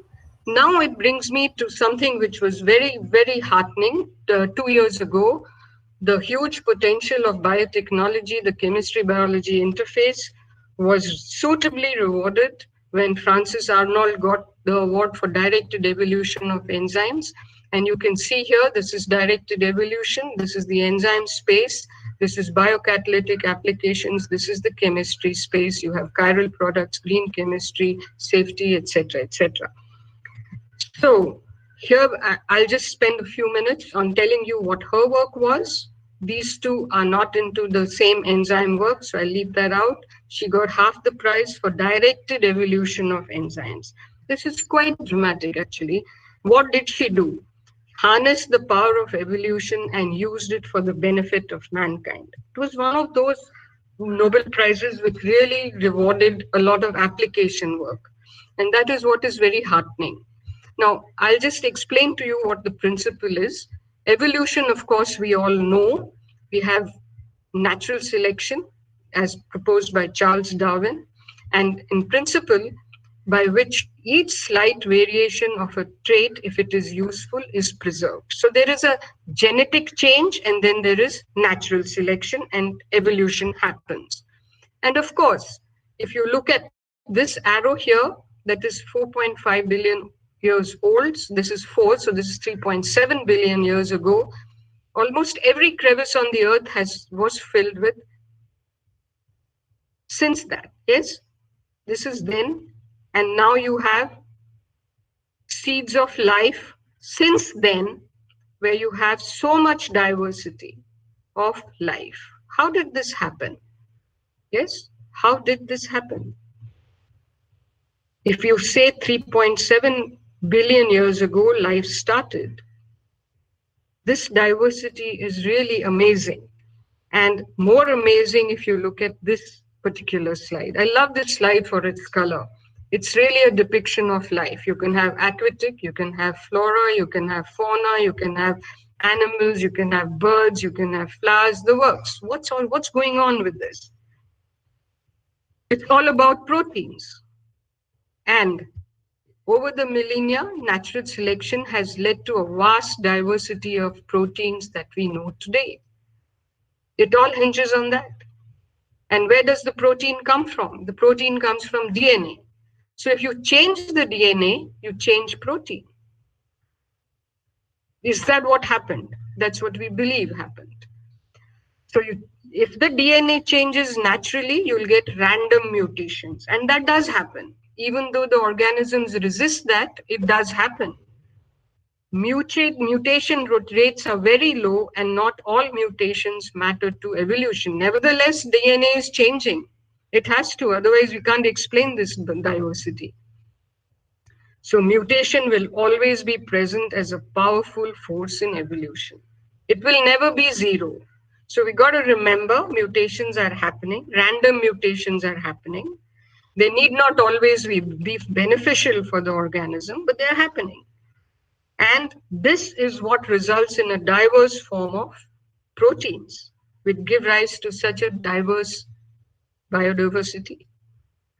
Yes? So we have evolution. Now, they said directed evolution. So what did they do?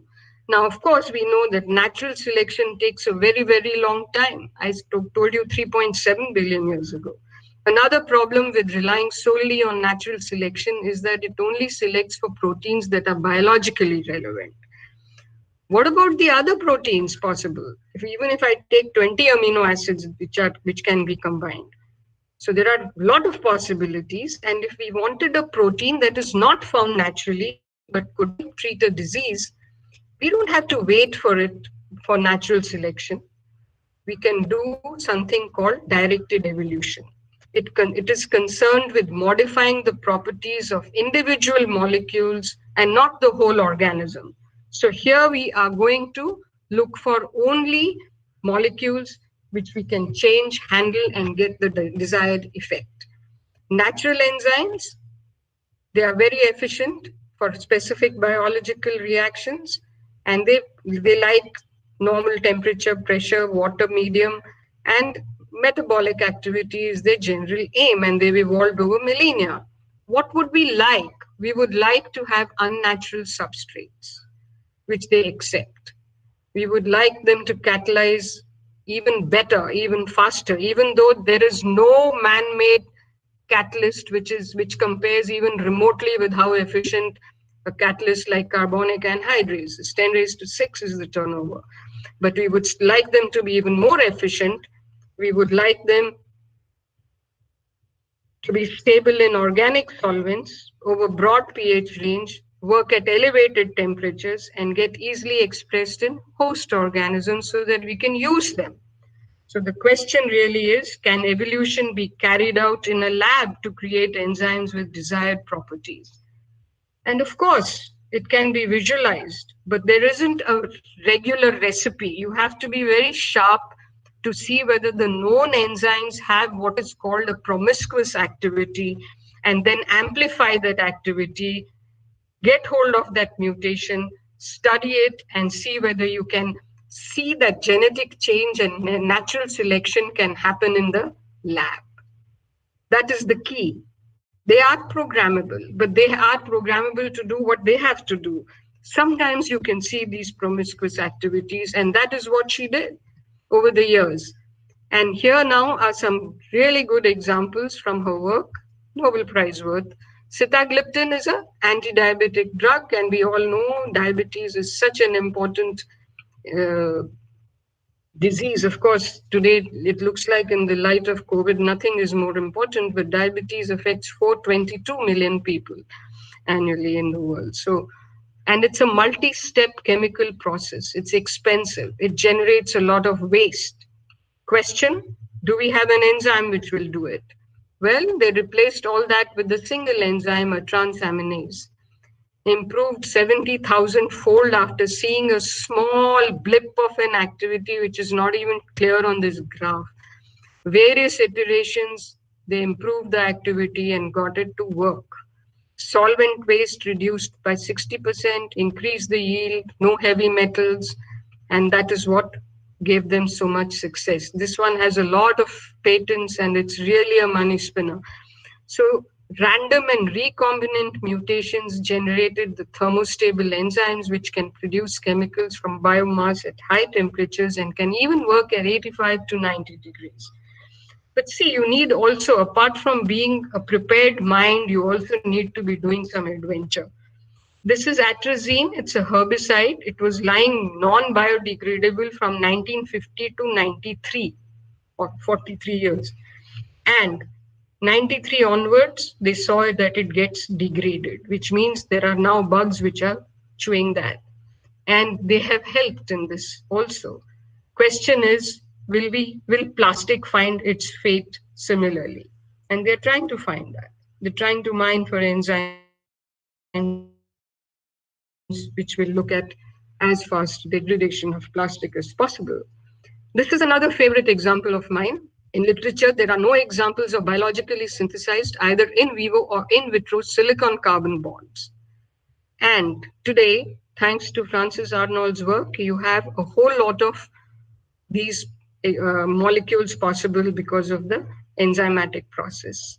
So what they did was, she sent a team of students and co-workers somewhere near the North Pole, I think, and they isolated microorganisms from these vents, which are hot water vents, and these were from geothermal habitats. They isolated this thermohalophilic bacteria. These enzymes were responsible for making the silicon-carbon bond. It's amazing. I would have never imagined this kind of thing some years ago. And the optimum, they have to come back, do the optimization for the growth, for harvesting that, and you can use whole cells if it agrees with the whole reaction. So they did that also. Now, of course, there are a lot of possibilities if you can get enzymes to work free from the constraints of all this biological function, then you can physically explore the possibilities of finding proteins which have new capabilities. What does that mean? In the future, you can have bacterial enzymes that mimic human drug metabolism so that toxicity of new drug candidates can be tested. A whole new meaning to clinical trials, a whole new meaning to toxicity studies. You can have enzymes which can treat cancer, which has been eluding us for the past maybe half a century or more. Beautiful sensor. I love this picture. Look at this palette of fluorescent sensor proteins for imaging, all generated in the lab. And of course, for better agricultural practices, combat crop pests, effects of climate change, everything can be handled using these fictitious enzymes, so far fictitious at least. And here is Darwin again. It is not the strongest of the species that survives, nor the most intelligent, but rather the one most adaptable to change. And of course, this was Frances Arnold's work. I just want to show you that she uses really environment-friendly manufacturing chemical substances procedures. She has standardized them, has any number of patents after starting from basic work and use of enzymes, renewable fuels, renewable resources. And this is what she had to say. See, in 93, she started, 2018, she gets the prize. It never say die. Most innovations are not obvious to other people than to yourself. You have to believe in yourself. If you've got a good idea, follow it even when others say it's not. That's her. And I've enjoyed reading about her a lot. And with this, I come to the end of my talk. I thank all my students, past and present, deeply grateful for them, for their effort. One's lab activity is nothing without them. And of course, all the beautiful flora and fauna funding from various government and industry people who have believed in us and helped us along the way. Dr. Prabhakaran is a bioprocess expert with us on the team for our startup in Primus Sciences. Thank you very much for your attention, and I will take questions. Thank you. Thank you so much, Professor Chadda. Now it is open for question answer forum. So Professor Chadda, can I ask one question to you? Of course. Yeah. I have seen your work in microalgae and all this. So I was wondering, there is one paper which has come in Nature in 2016 that plant nanobionics. And since I'm also trying to work in this area, so did you explore graphene quantum dots or carbon quantum dots, which are non-toxic because of their quantum confinement, for enhancing the growth of seed and biomass along with microalgae, where you don't need the heterotrophic or mixotrophic cultivation? It can be done with photoautotrophically by increasing the Z scheme. So what is your take on that? Have you ever tried? We have some work on graphene as a material for biosensors, because we were trying to avoid enzymes over there for biosensors. So there are 2-3 published papers in Physical Review. Another student of mine was very keen on working with graphene. But the problem with graphene is also reproducibility of generation of those graphene quantum dots and characterization. For the growth, we need something which is a recipe, which is like a standard operating procedure. Yeah. So we have not been, the reason we've kept away is because that is a bigger challenge than we think. Today, it's not possible to control the size. Yeah. No, but if the starting material from where you are synthesizing, I'm not talking about graphene, even though toxicity is also there with graphene and the several other factors are there. Now, if we can confine them to graphene quantum dots or carbon quantum dots, then these materials, non-biological nanostructures, has the potential to impart organelles with new and enhanced functions. In fact, my ACS Nano recently is going to get accepted on that only. So I was just wondering, because I have tried to introduce a new area, algal nanobionics. So since your expertise is lot, so I thought that I can gain something, because if we can really envelop the extracted plant chloroplast, promote 3 times the higher photosynthetic activity, and control and enhance maximum electron transport rates, then we are the winners. So incidentally, the microalgae we are handling is not photosynthetic. This is not green. Okay.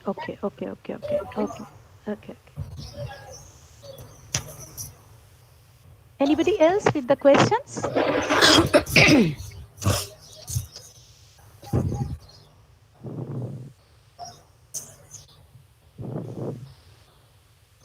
If you don't have questions, then we will move to the next speaker of the technical session. I believe no question. So Professor Chadda, it was really an insightful talk.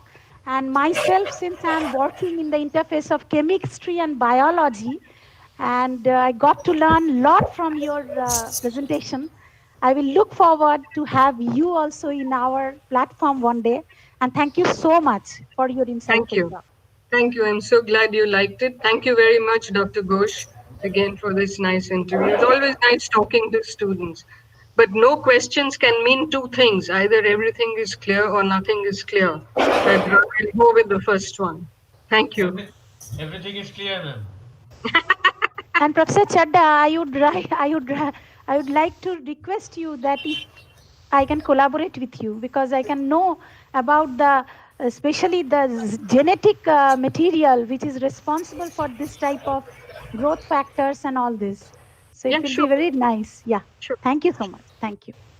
So with the, I think I can move to the next presenter, Professor Ghosh. Yeah. Go ahead, go ahead. Okay.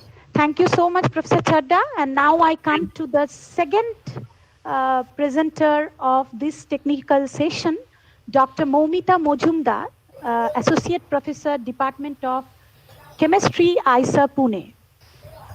Dr. Moumita Mojumdar is an Associate Professor in the Department of Chemistry and Center for Energy Science at Indian Institute of Science Education, IISER, Pune, India. Since May 2020, she obtained her PhD for research on transition metal multiply bonded systems from Indian Institute of Technology, IIT Kanpur in 2010 under the supervision of Professor Jitendra Kumar Bera. Then she joined as Assistant Professor in the research group of Professor Mashima, Osaka University, Japan, where she has worked on transition metal cluster catalysis.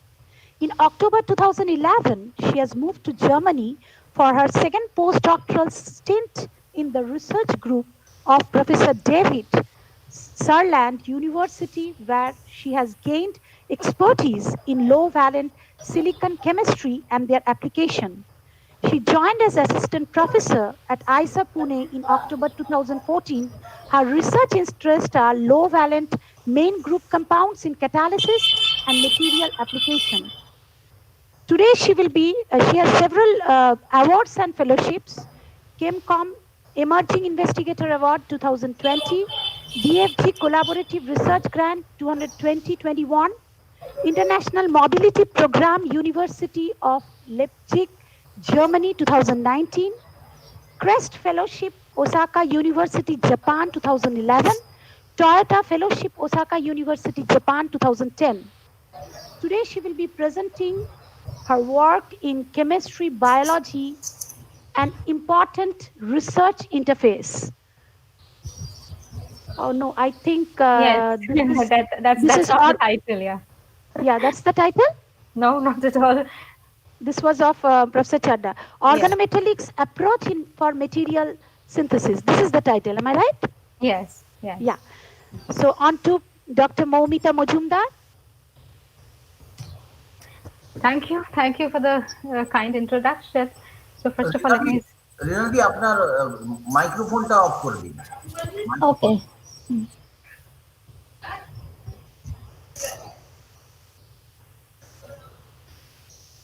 Yeah, so my slide is visible.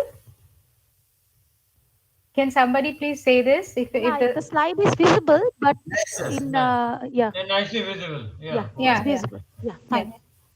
So, good evening, everybody, and welcome to my presentation. So, I will talk about the organometallic approach to main group material synthesis. So, to tell you, I'm an main group organometallic chemist, and I work basically on the molecular regime, and I have taken up also the material regime in my independent research. So I have divided my group research activities into a molecular regime and material regime. In the molecular regime, I work on making polycationic ligands for Lewis acid catalysis, low-valent main group macrocycles, and polymer synthesis, metal-free catalysis for carbon-boron and carbon-carbon bond formation reactions. And in the material regime, we are working on main group graphitic nanocomposites, transition metal graphitic nanocomposites, and also multifunctionalized carbon materials, which we begin from small molecules. So today's story will be threading between the molecular regime and the material regime based on this particular small molecule, which is bis trimethylsilyl 1,4-dihydropyrazine. And I'm going to talk about these topics which are highlighted here.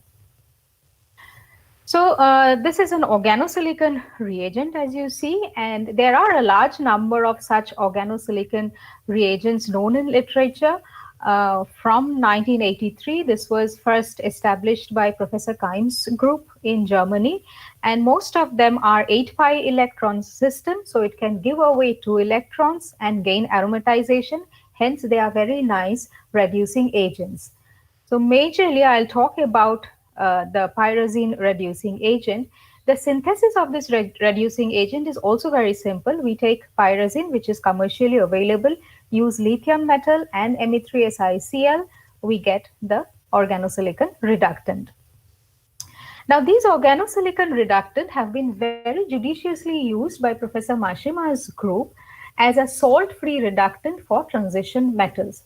So usually the reductants that we use for transition metals are potassium or sodium, that means the alkali metals, which leaves behind metal chloride formation, which we need to separate from the reaction medium. On the other hand, these organosilicon reagents, they lead to a completely homogeneous solution, and the byproducts are mostly organic. Also, in this particular case, we see that we have volatile byproducts. The reaction goes this way. We have the metal chloride and the reducing agent. So Me3SiCl is eliminated, 2 equivalents of it. The metal center is reduced by 2 electrons and the ring aromatizes to form the pyrazine. And both of them are volatile, so it's very easy to get rid of these byproducts. So this is a representative example with titanium dichloride +4 oxidation state to +3 oxidation state on titanium. Now, in main group chemistry, this was first used. The organosilicon reductants were first used by Professor Sasamori's group.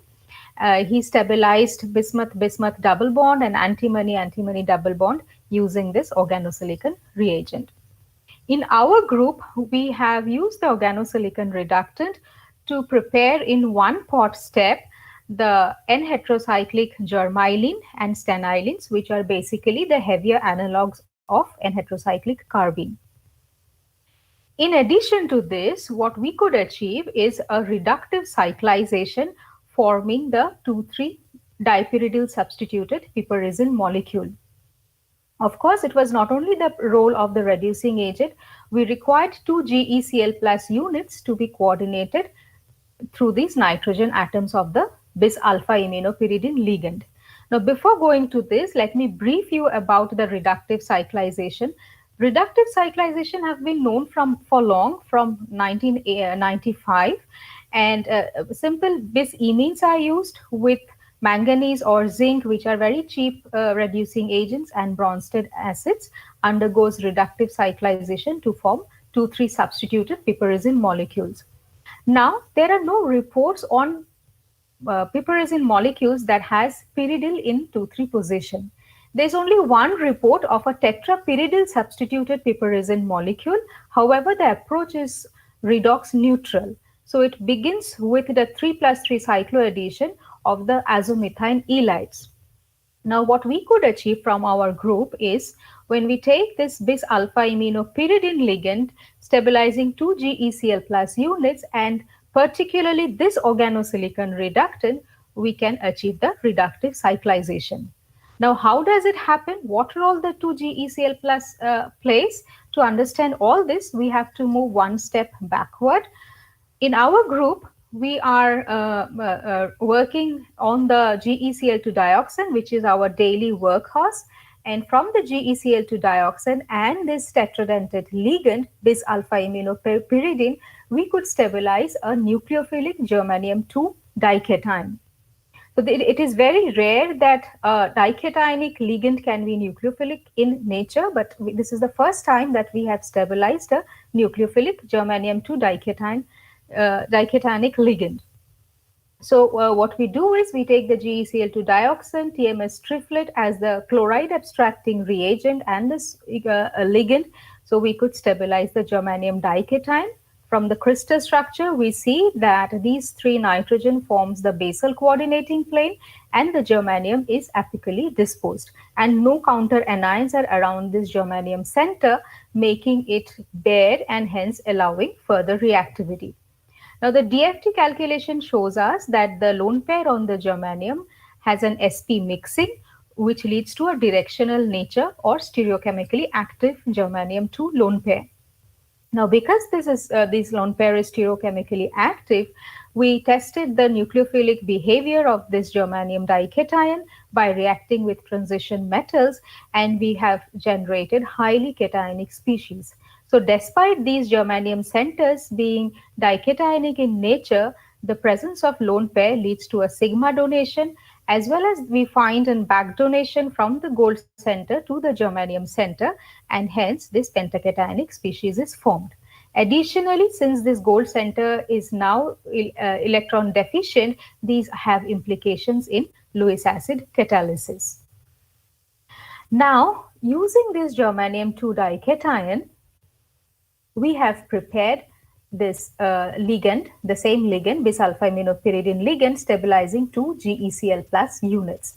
So what we do is we take the germanium-2 dication, react it with GeCl2 dioxin, where this chloride scrambles between these two germanium centers, and then we can stabilize 2 GeCl plus units within the ligand framework. So this is called the germanium-2 bis-monocation, or we can also name it as bis-chlorogermanium illidins. So these are obtained in very high yields. We have the crystal structure as well.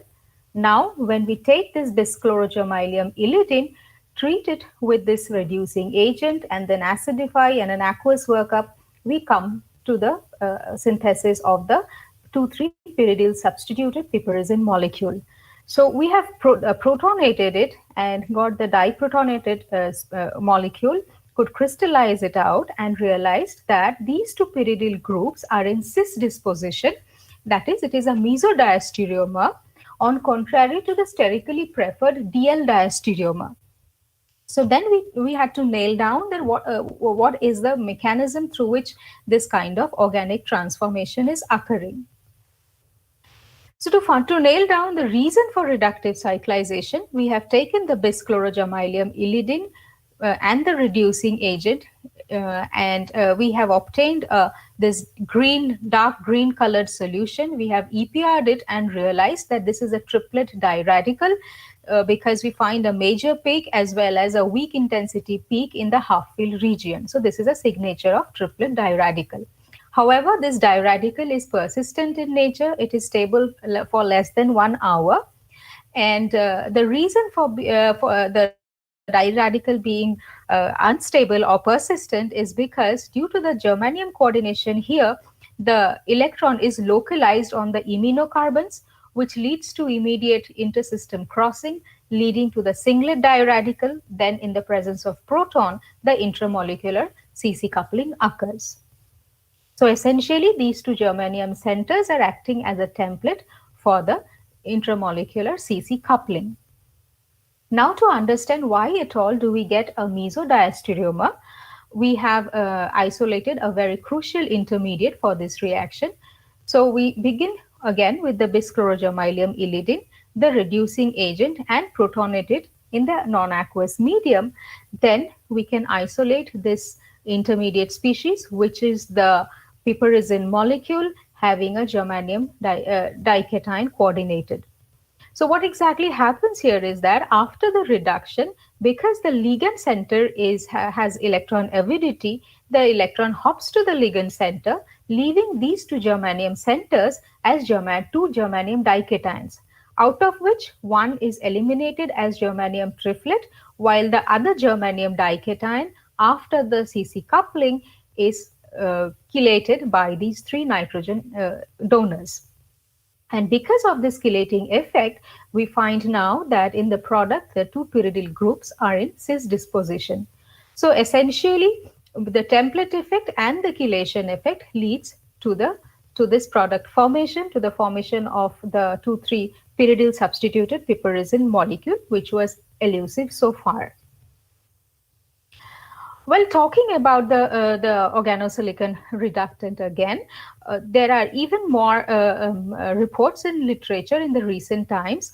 For example, the selective deoxygenation of nitrates to nitrosyls. For example, here on the chromium center, we find here the nitrates are converted to nitrosyls using the organosilicon reductant. Also, metal-free deoxygenation and reductive diacylylation of the nitroarenes using another kind of organosilicon reductants. And the reaction, which appeared to be unique to us, is the activation of dioxygen using the organosilicon reductant, leading to the formation of bis-trimethylsilyl peroxide and rearomatization to the tetramethylpyrazine. Now, inspired by this reaction, we have taken this organosilicon reductant without the tetramethyl substitution and kept it in open air. We do not find the formation of the rearomatized pyrazine, 1,4-pyrazine. Rather, what we find is this large amount of orange powder or the product that is formed. And when we NMR it, particularly the 29-silicon NMR, we find that we have siloxanes mixed with it, both TMS2O as well as cyclic siloxanes. So in the first go, we have done the polymer chromatography of the orange material, and we found that we have the number average molecular weight of 4.6 kilodalton, and the PDI value is 1.18. It is orange colored compound. We have taken the absorbance spectra and we find deconvolvulated it to find peaks at 255, 379 and 491 nanometers.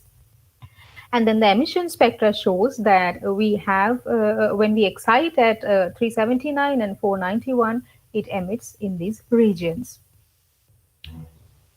Well, we have done the thermogravimetric analysis in a flow of dinitrogen and found that our orange material, which is a polymer, it is thermally more stable than the small molecule. From the FTIR, we could spot out, as well as from the NMR studies, we could spot out the functional group present in this orange polymeric product to be OH and NH, the CO of amide, C double bond N, and CO and CN, etc. Then we have done the XPS analysis, and we get peaks for carbon and nitrogen and oxygen, and as well as small amounts of silicon. And from the C1s high resolution spectra and N1s and O1s high resolution spectra are all in accordance with the functional groups that we obtained from FTIR as well as from the NMR study.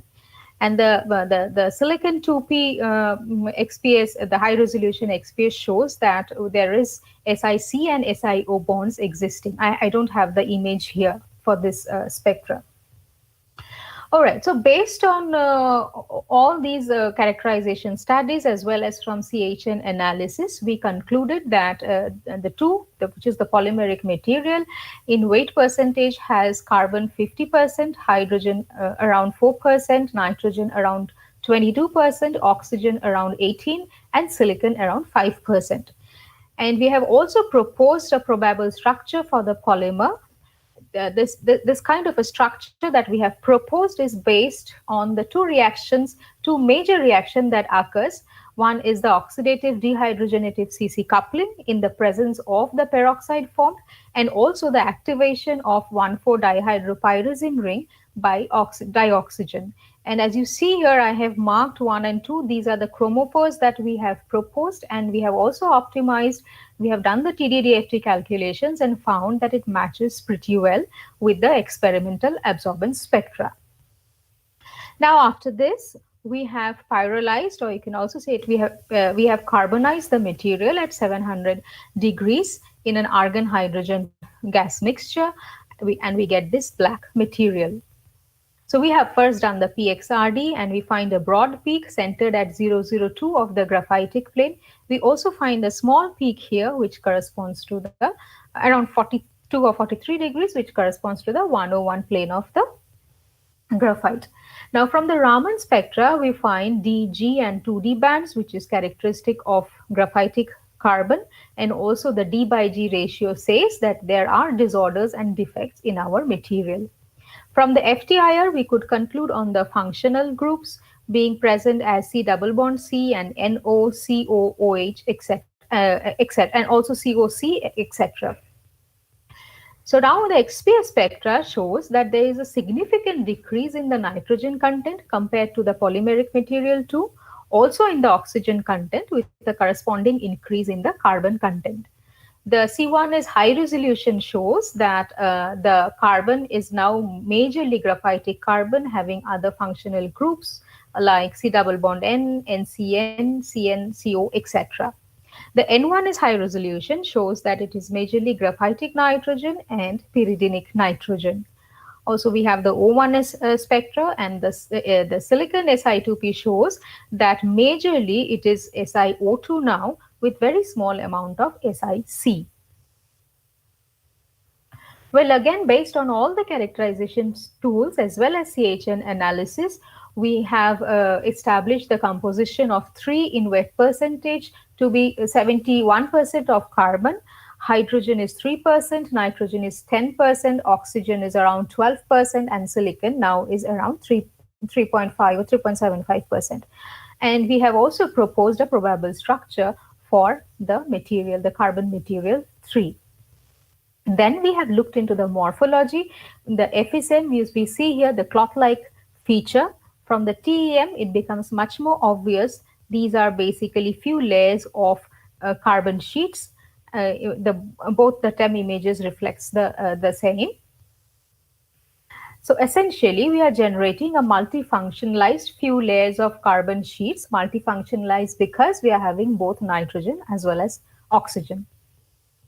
So overall, what we are doing is we are taking the small molecule, keeping it in open air, converting into polymeric material, which then is carbonized to get the graphitic carbon. And this method involves no further purification technique. The silicon content here decreases from 24% in the small molecule to 5% around when the polymeric material is formed, because volatile siloxanes are generated, which evaporates out. And then after carbonization, it's only 3.75% in the form of SiO2. We have done the thermogravimetric analysis and coupled with the mass spectrometric analysis to spot out the mechanism of the carbonization process. And we have found out that in this step, the siloxanes, the cyclic siloxanes are eliminated.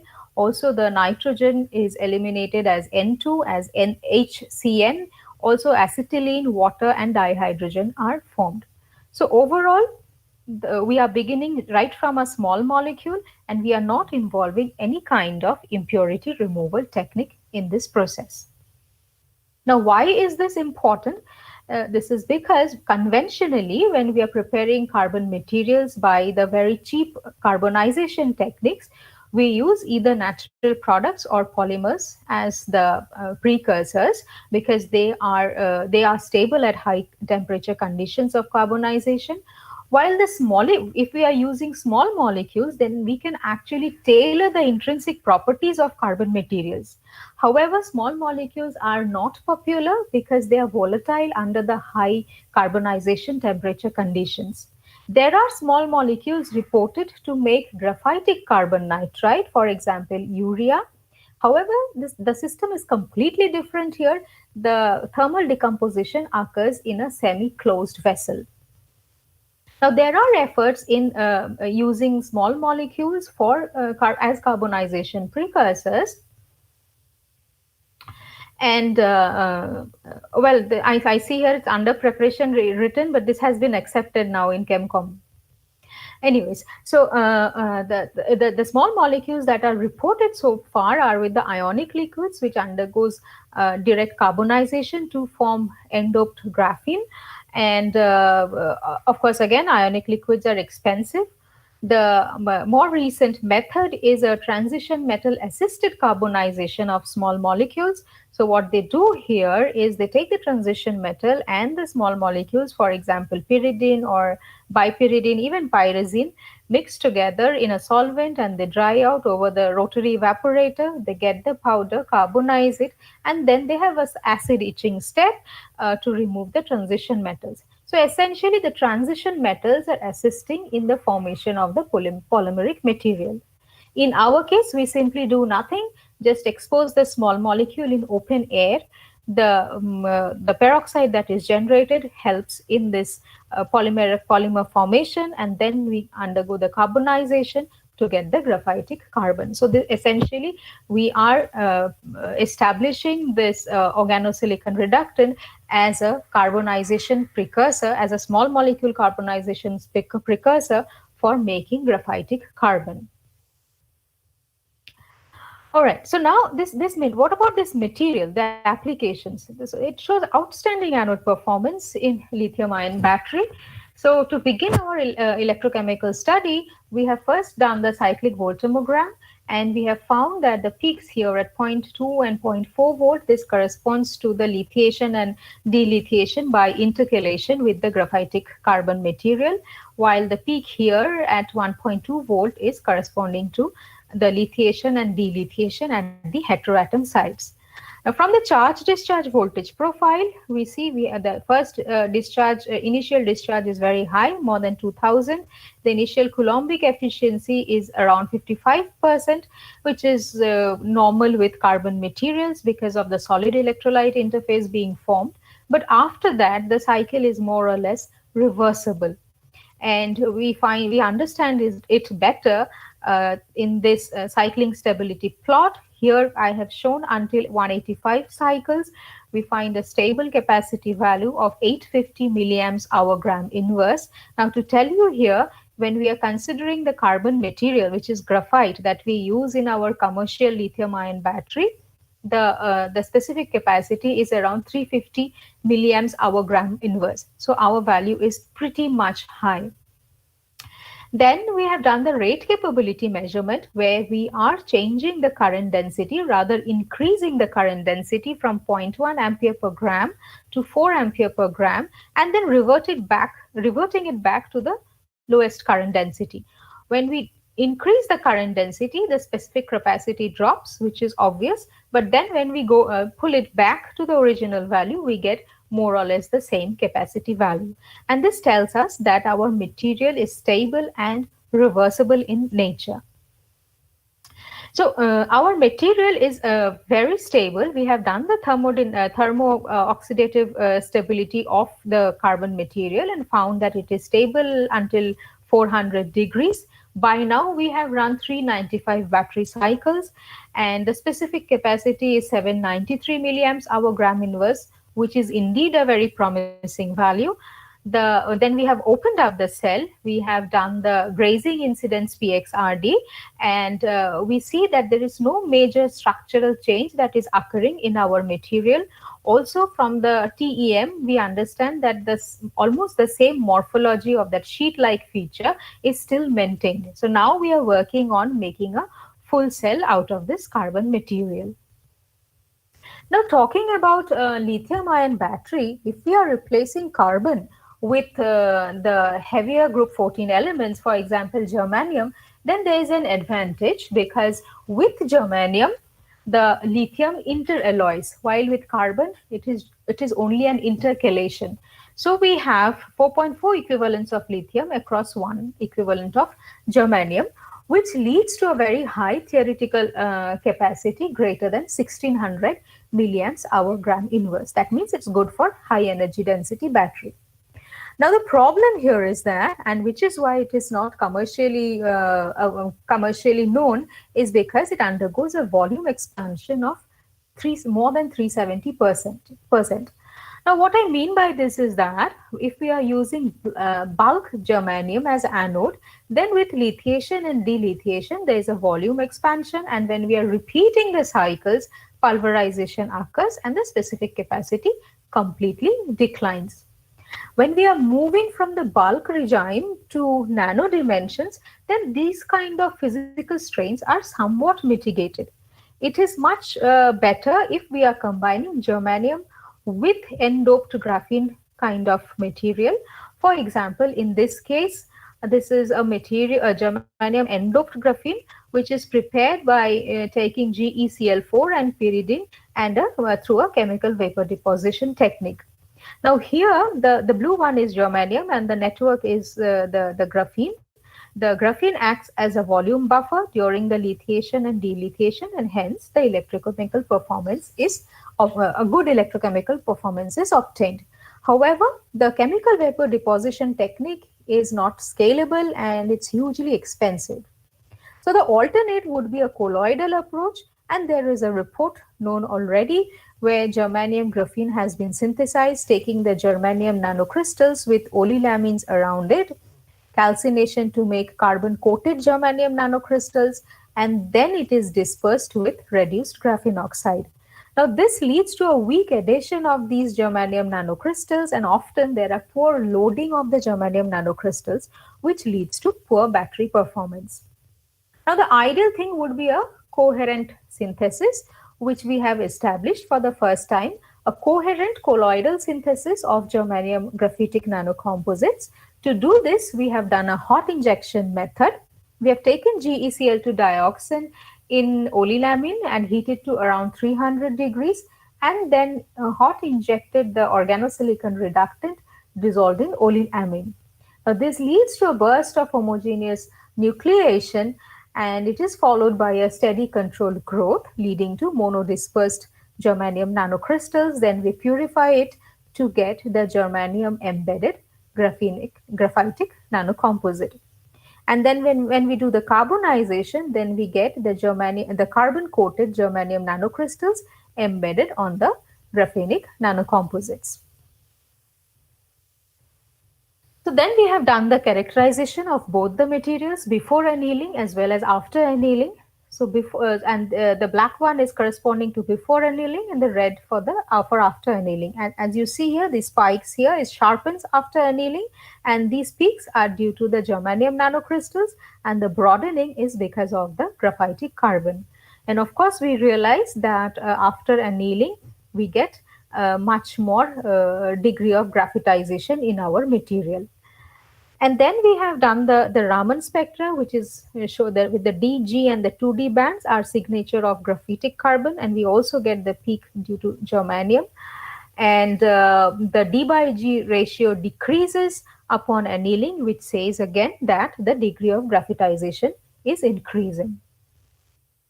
We have done the morphology study. So before annealing, we see in the TEM image the amorphous carbon on which the germanium nanocrystals are embedded, and the size of the nanocrystals is 5 nanometer. And we do see the fringe line for the D111 plane for germanium nanocrystals. Then we have done the TEM image for the after annealing one. That means the carbon coated germanium nanocrystals on the graphitic carbon, and it clearly shows here the graphitic sheets on which the germanium nanocrystals are embedded. And what is striking here is that now the size of the germanium nanocrystal increases to 26 nanometers from 5 nanometers. Well, then we have done the XPS study for the carbon-coated germanium nanocrystals on graphitic carbon, and we find that majorly it is germanium in zero oxidation state, although some amount of germanium oxide is also present. The carbon one shows that majorly it is graphitic carbon with the nitrogen content being 1.5%. The TGA show tells us that we have 57 weight% of germanium in our material, and from the FTIR we find that the surface oxidation is lowered upon annealing. Now, with all these basic understanding of our material, we have done the electrochemical study and the cyclic voltammogram. To begin with, we see that the first cycle is irreversible, the black one here, which is due to the solid electrolyte interface formation. And after that, from second cycle onwards, it is pretty much reversible, and the peak potentials corresponds to the germanium lithium alloying and de-alloying. So in this case, there is no interaction of the lithium ions with the carbon part, but it is interacting or interalloying with only the germanium. This is also reflected in the charge discharge voltage profile from this plateau at 0.3 volt, and the initial Coulombic efficiency is 72%, again due to the solid electrolyte interface formation. But what is striking here is that there is a loss in the specific capacity continuously until first 100 cycles, and which is not desirable. This is becomes obvious from the cycling performance graph here. So first 100 cycles, there is a drop, and then we get a stable capacity value. Now, what is happening is that what we reckon is that the solid electrolyte interface that is being formed is not stable. So it continuously ruptures and reforms, which involves loss of lithium, resulting in this drop in the capacity value. And after it becomes steady, we get at the end of 250 cycles, the specific capacity value is 705 milliamps hour gram inverse with respect to the weight of germanium. The rate capability measurement again, which is changing the current density or increasing the current density and then reverting back to the 100 milliamps hour gram inverse, we find that the specific capacity value is regained. That means our material is stable and reversible. However, we wanted to nail down what happens in the first 100 cycles. To understand this, we have done the Nyquist plot. So the black line corresponds to the fresh cell, that means before running the battery cycles, and the red corresponds to after running first 90 cycles. And we see here the series resistance and the charge transfer resistance in the semicircle here increases after the 90 cycles. And also the Warburg region says that there is more resistance for the lithium ion diffusion after the 90 cycles. The PEM image after opening up the cell shows that the germanium nanocrystals are dispersed on the graphitic carbon, and the size of the nanoparticles have now decreased to 5 nanometers. And after the size decrease, we find that the specific capacity is stabilized. So this tells us that smaller size germanium nanoparticles can actually potentially elevate the volume change during the lithium uptake and release. So we are now working on how to restrict the size of the germanium nanocrystals within 5 or to 10 nanometers, and also how to dope the graphitic carbon further. Nonetheless, with this work, we have established the coherent production of germanium graphitic nanocomposites in the solution phase, and it is not only restricted to germanium graphitic nanocomposites, but it is also applicable. The synthetic method is also applicable for making transition metal graphitic nanocomposites, and then there are large scope of application of these kinds of nanocomposites. So to summarize my work, so I have threaded the entire talk on the organosilicon reductant, leading to the formation of multifunctionalized carbon material with excellent anode performance, the coherent colloidal synthesis of germanium graphitic nanocomposite, and we have also achieved at the molecular level an elusive reductive cyclization using the organosilicon reducing agent starting from bischlorogermanium illidine. So my talk doesn't end without thanking my students, PhD students, as well as BSMS students who work time to time with me, and my project students as well. This work actually has been, the material part of the work has been done by Saddam and Naveen. And I thank my collaborator, Professor Ogle from the Physics Department, the Center for Energy Science, the funding organizations, the institute funding, as well as the DST India, DST Nanomission Thematic Unit, and CSIR India. And thank you all for hearing me.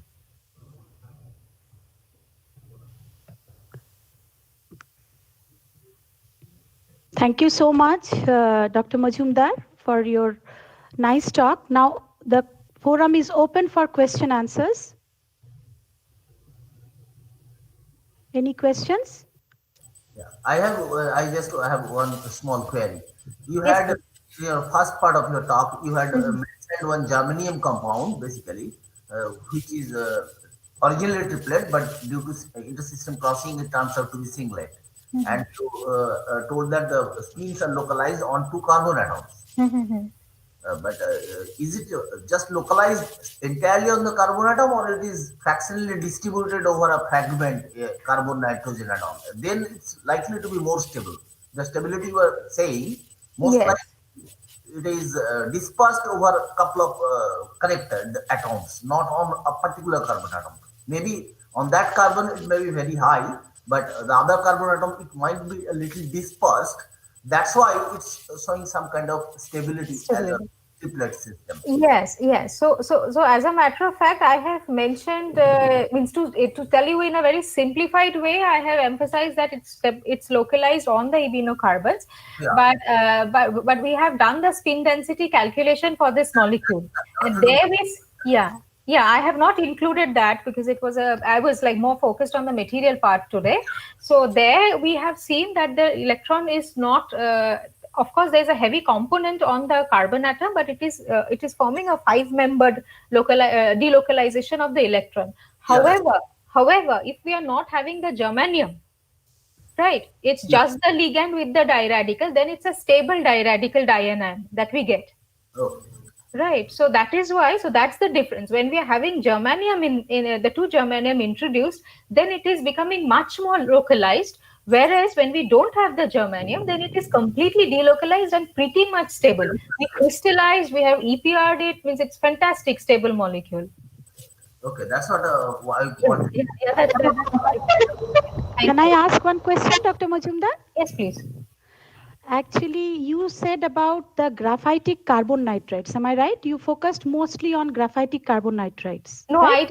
I didn't focus on graphitic carbon nitride. I focused on graphitic carbon, and because I don't work on graphitic carbon nitride, that's completely a different scenario. I only mentioned that urea I have used. Urea is reported, not used. Urea is reported to make graphitic carbon nitride. I work only on graphitic carbon.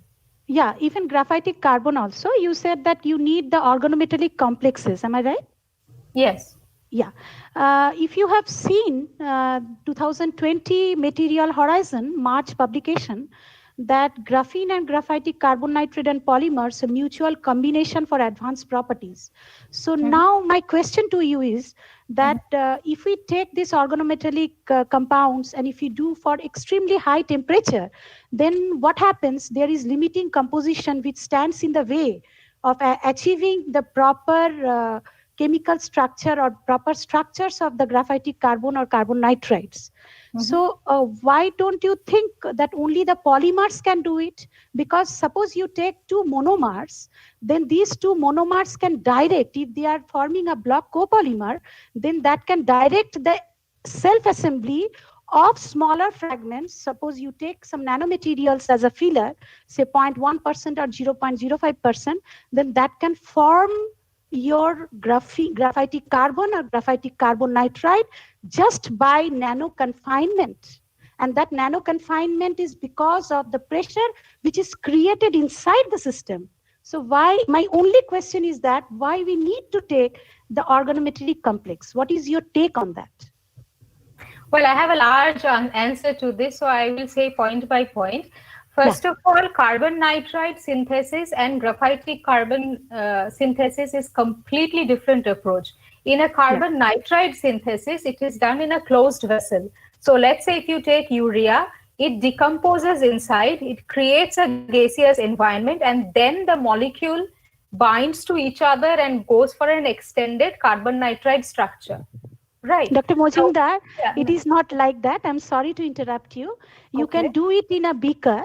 You can do it in a beaker, and the reaction of emergence of heptazine or graphitic carbon nitride can be done with the help of monomers.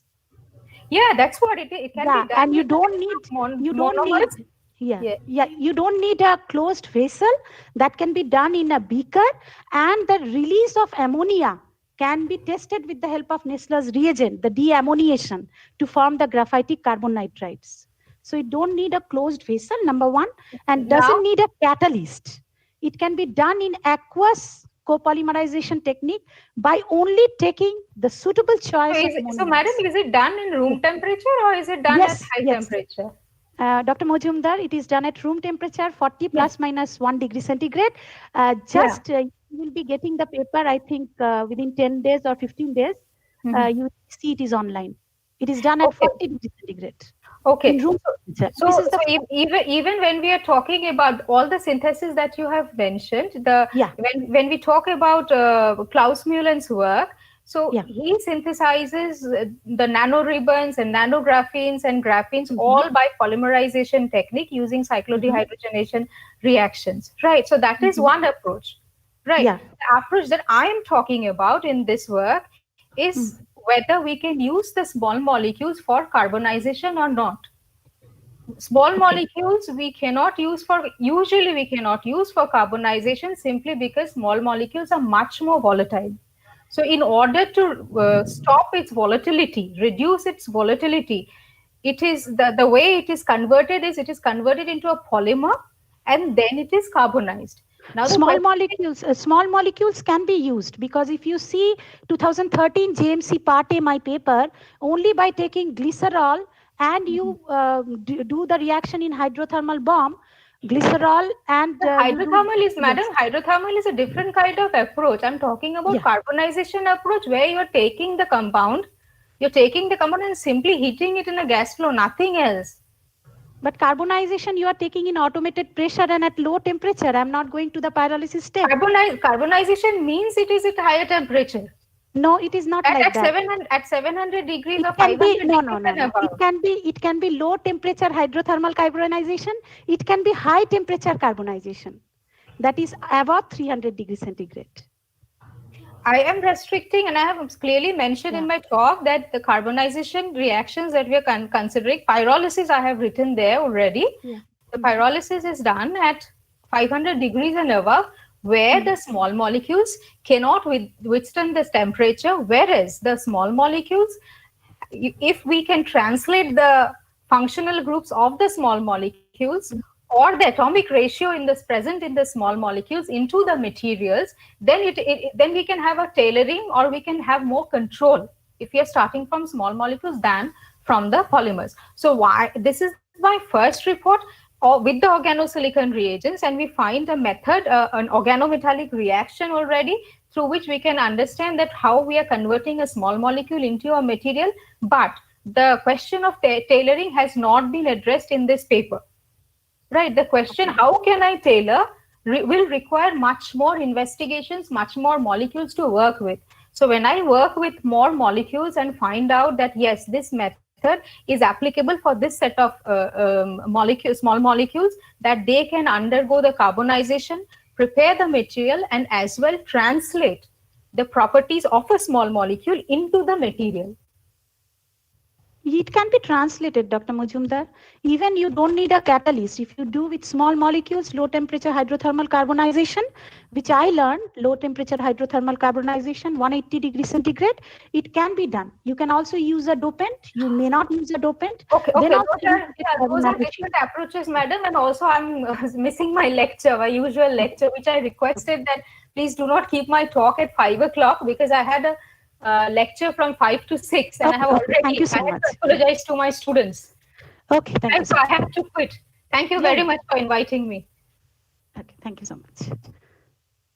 So now, Professor Ghosh, the session is ended. Now for the next session. Thank you so much. Thank you also.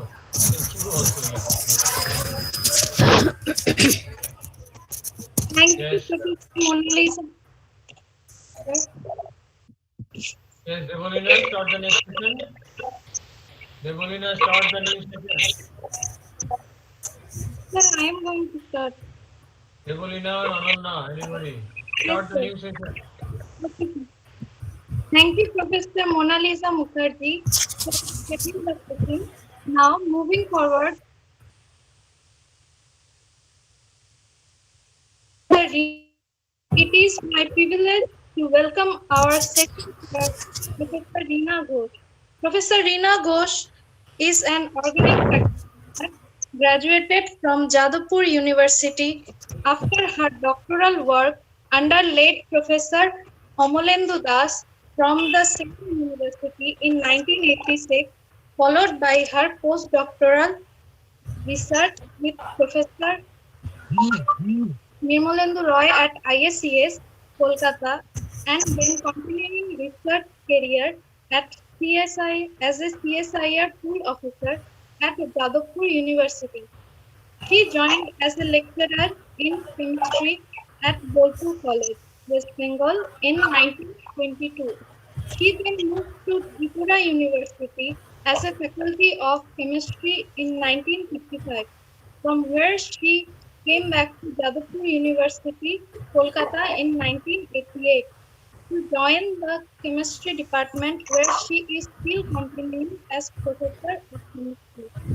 She started her independent research career at Jagatpur University in 1998 and so far has published 58 papers in peer-reviewed international journals. May I now request Professor Reena Ghosh to kindly share this opportunity? Thank you, Ms. Devnath. A very good evening to all of you. Now, at the outset, I would like to thank the organizers, particularly the conveners of the symposium, Dr. Shajal Kumar Das and Dr. Hori Shankar Das, and also Professor Pranab Ghosh, the convener of the local chapter, for giving me the opportunity to chair this session. In this session, there are two speakers, Dr. Nilanjana Majumdar and Dr. Jyotirmoyi Das. Now, the first speaker will be Dr. Nilanjana Majumdar. Now, it is my pleasant duty to introduce Dr. Majumdar. She is at present a senior scientist at CDRI Lucknow. About her academic background, she did her MSc at IIT Kharagpur, then her PhD on organic synthesis under Professor William Wolf at Michigan State University.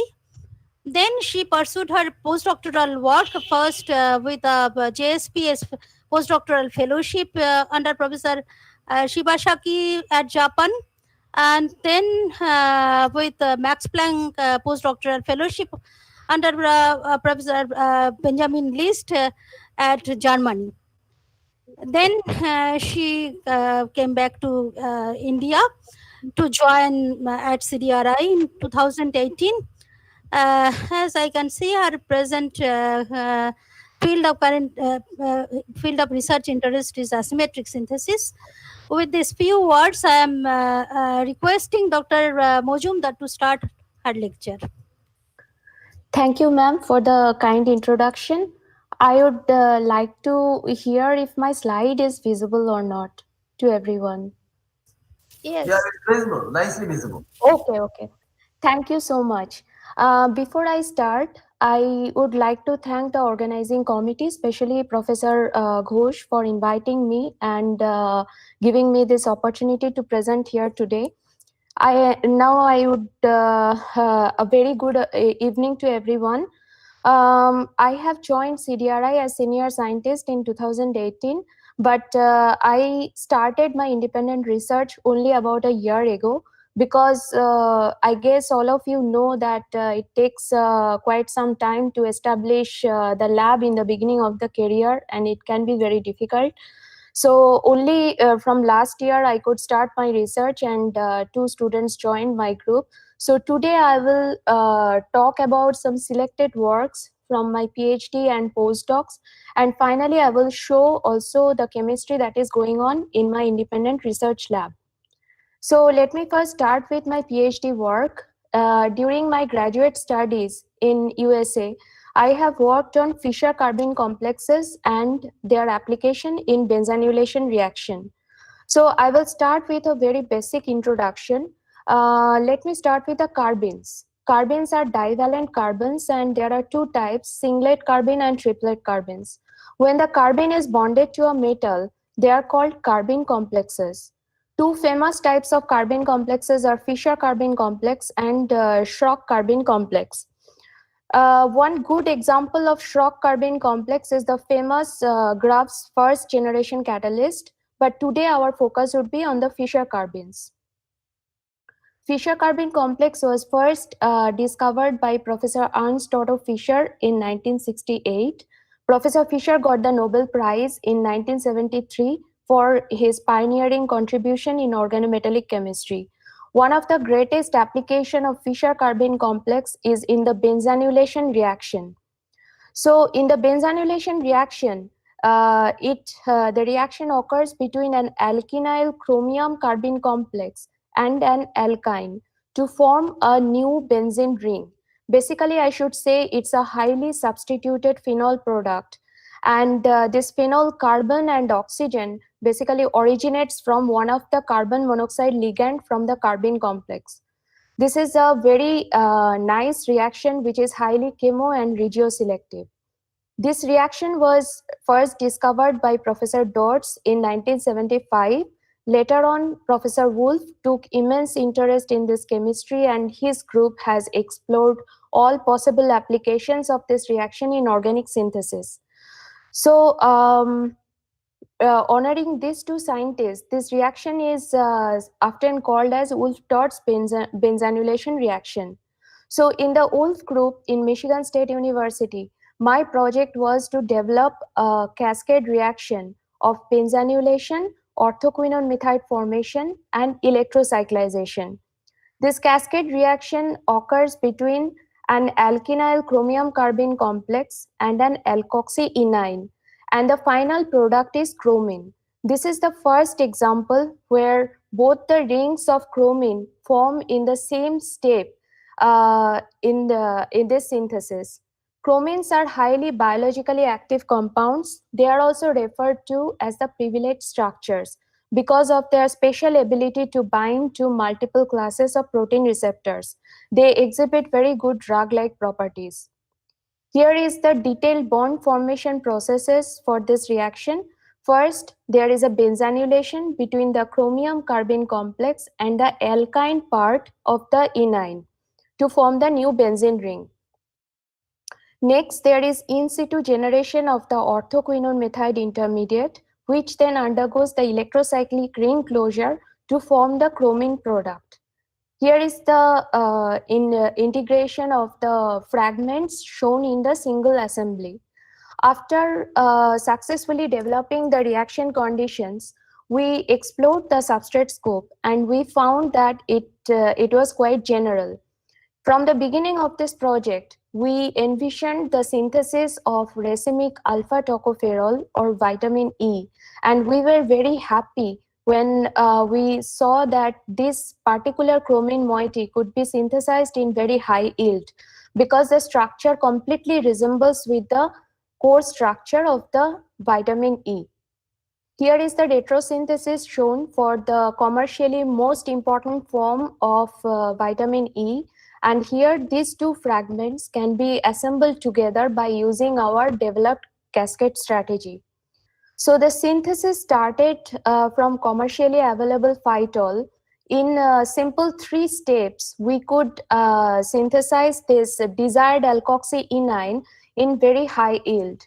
Then it was subjected to the cascade reaction that we have developed with this alkynyl chromium carbene ligand, chromium carbene complex to form this chromine product in high yield. Next, there was this chromium double bond reduction and the cleavage of the methyl ether to give the formation of vitamin E in 73% overall yield. Here is another application of our cascade strategy, that is the synthesis of naphthopyrans. Naphthopyrans pyran compounds show very interesting photochromatic properties because of their photo-induced electrocyclic ring opening. That is why they are extensively used in the color-changing lenses. By using our cascade strategy, we could synthesize the simplest natural naphthopyran natural product lapashinol and its 5-methyl variation in good yields. Now I will move on to my second topic, that is the asymmetric synthesis of chromines by traceless stereoinduction. This is actually the continuation and the asymmetric version of the previous work that I have just discussed. Here I want to start with a very interesting question. How can we break the symmetry of benzene? Here I have shown an all substituted benzene ring where all the 6 substitutions are different than each other. But still there is a plane of symmetry, so the compound is achiral. When we consider a mono-substituted benzene ring, even if it is complex to a chromium tricarbonyl unit, but still there is a plane of symmetry present.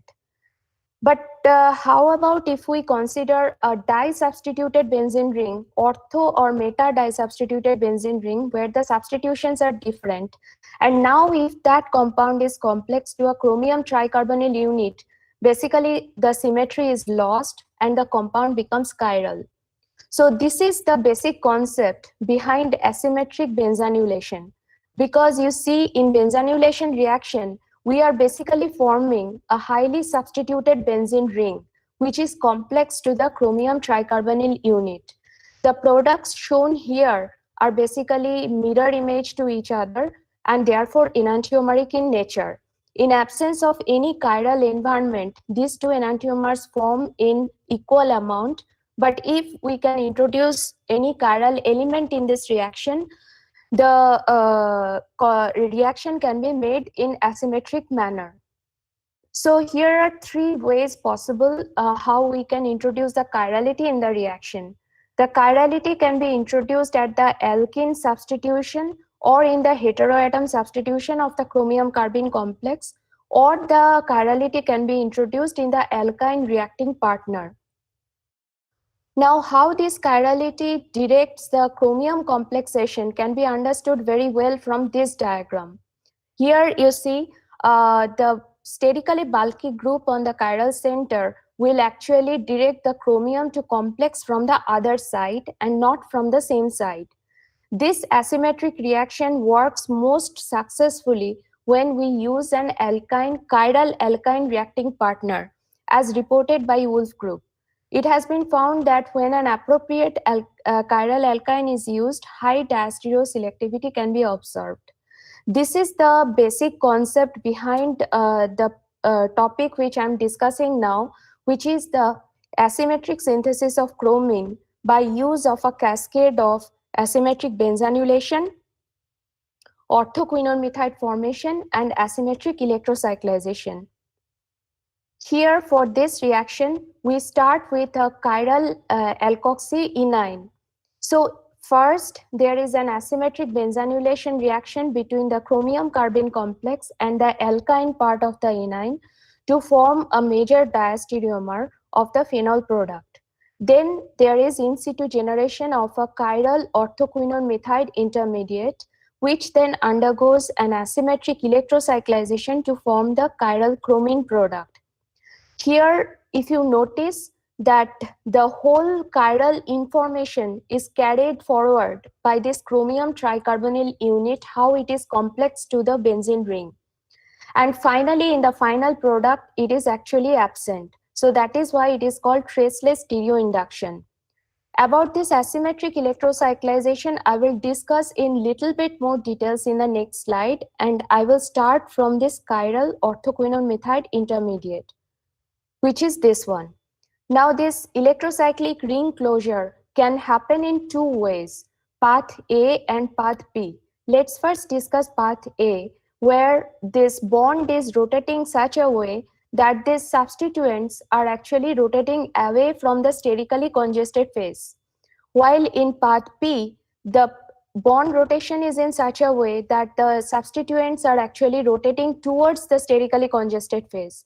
Therefore, path A should be more favored compared to path B. So we applied this theory in practical application. We have carried out a lot of experiments and we could achieve 60% EE. Now, at this point, this project was actually a very challenging project because there were a lot of steps involved where the chirality could be lost or could be reduced. We have tried a lot, but this was the highest enantioselectivity that could be achieved. We also thought that maybe this chromine carbon oxygen bond is weak and it can open and close during the reaction. So that could be also another reason for the moderate EE. So now I will move on to from my PhD work to my first postdoctoral work in Japan. I have worked in Professor Shibasaki's group for 3 years. I have worked on a lot of interesting chemistries, but today I will discuss on the catalytic asymmetric conjugate addition of saturated and unsaturated thioamides. So first I want to show you the actual overall picture of conventional conjugate addition or the Michael addition. Here, both the reacting partners generally contain a highly electron withdrawing group to make an efficient nucleophile as well as a strong electrophile. The strong electron withdrawing groups that are used are generally aldehyde, ketones, nitro group, or cyanides. But this reaction is quite a difficult job if the substrate is an amide or an ester because of their low electron withdrawing effect. For example, in case of amides or esters, this alpha protons pK value is quite high. Therefore, a strong base is generally required, or a stoichiometric amount of silicon reagent and base is required to make an efficient nucleophile. Also, alpha beta unsaturated esters or amides are also not very preferred in this reaction. But this challenge can be overcome if we use thioamides, because sulfur is a soft center. So if we use a soft Lewis acid that can coordinate with sulfur very strongly, and because of this strong soft interaction, the electrophilicity of the electrophile as well as the nucleophilicity of the nucleophile both are enhanced significantly to get this reaction go smoothly. From the substrate scope, you can see that for all the substrates, we could achieve high yield, high enantio and diastero selectivity.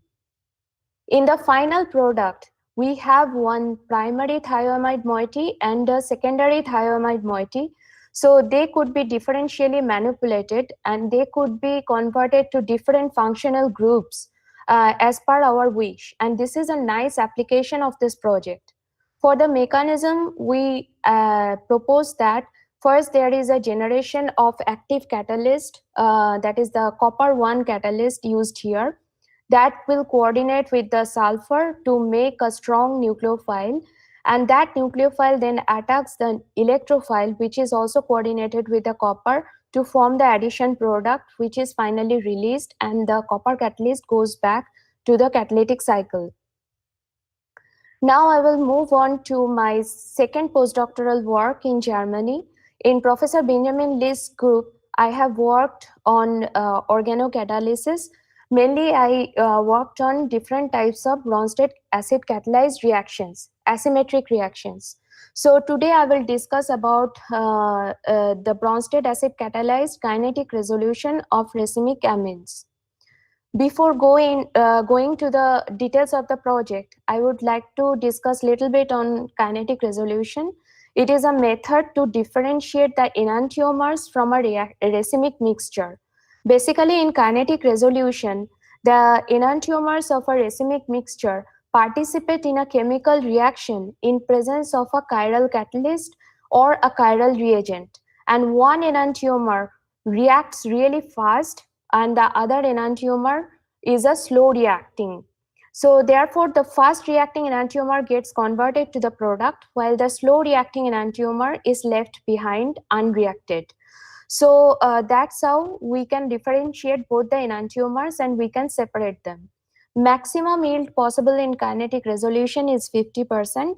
Another important feature of kinetic resolution is if we want to achieve high enantioselectivity, sometimes we need to compromise on the yield. If we want to achieve high yield, then sometimes we need to compromise on the enantioselectivity. And all these things depend basically on the reaction rate of the fast reaction and the slow reaction. That is why the efficiency of the kinetic resolution is measured by a constant that is called selectivity factor. Selectivity factor is a very important factor considered in kinetic resolution. It is the ratio of the rate of the fast reaction over the rate of the slow reaction. Now, this was the project that I have worked on. It is the asymmetric Bronsted acid catalyzed condensation of a primary amine with a carbonyl compound for the kinetic resolution of primary amines.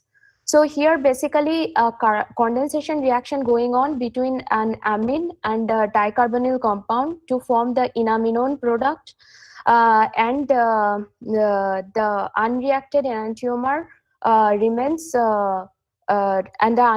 unreacted amine remains as the and the other enantiomer reacts is left as unreacted enantiomer.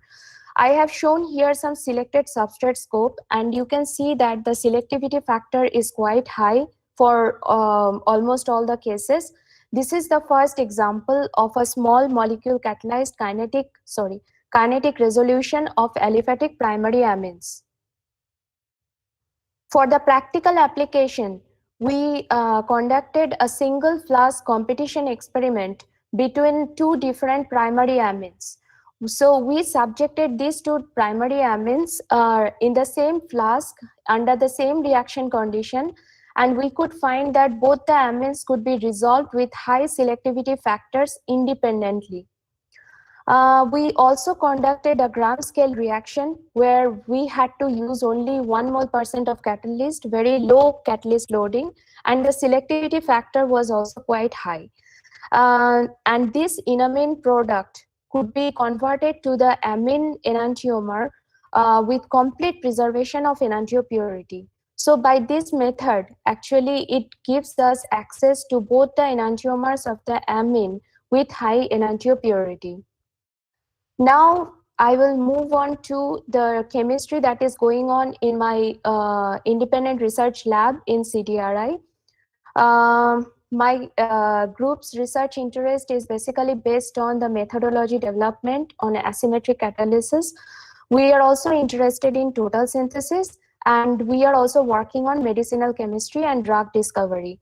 One of the few projects that is going on in my lab currently is one of them is catalytic asymmetric dearomatization.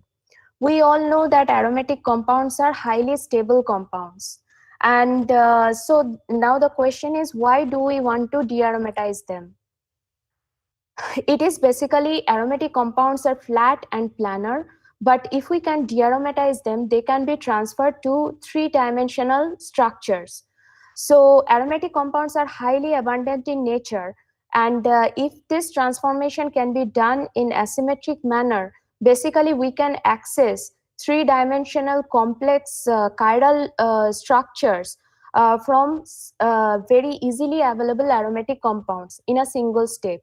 This is a very highly interesting project, but there are a lot of challenges involved. The challenge is to dearomatize the compounds and also to do it in intermolecular fashion and in asymmetric manner. Currently, we are focusing on the catalytic asymmetric dearomatization of indoles by use of asymmetric cycloaddition. Here I have shown some probable structures as a result of asymmetric cycloaddition. Here I have highlighted this cyclohexane annulated product because we have already developed a nice methodology to achieve this kind of structure. Currently, the asymmetric version is going on in my lab, and hopefully will be publishing soon.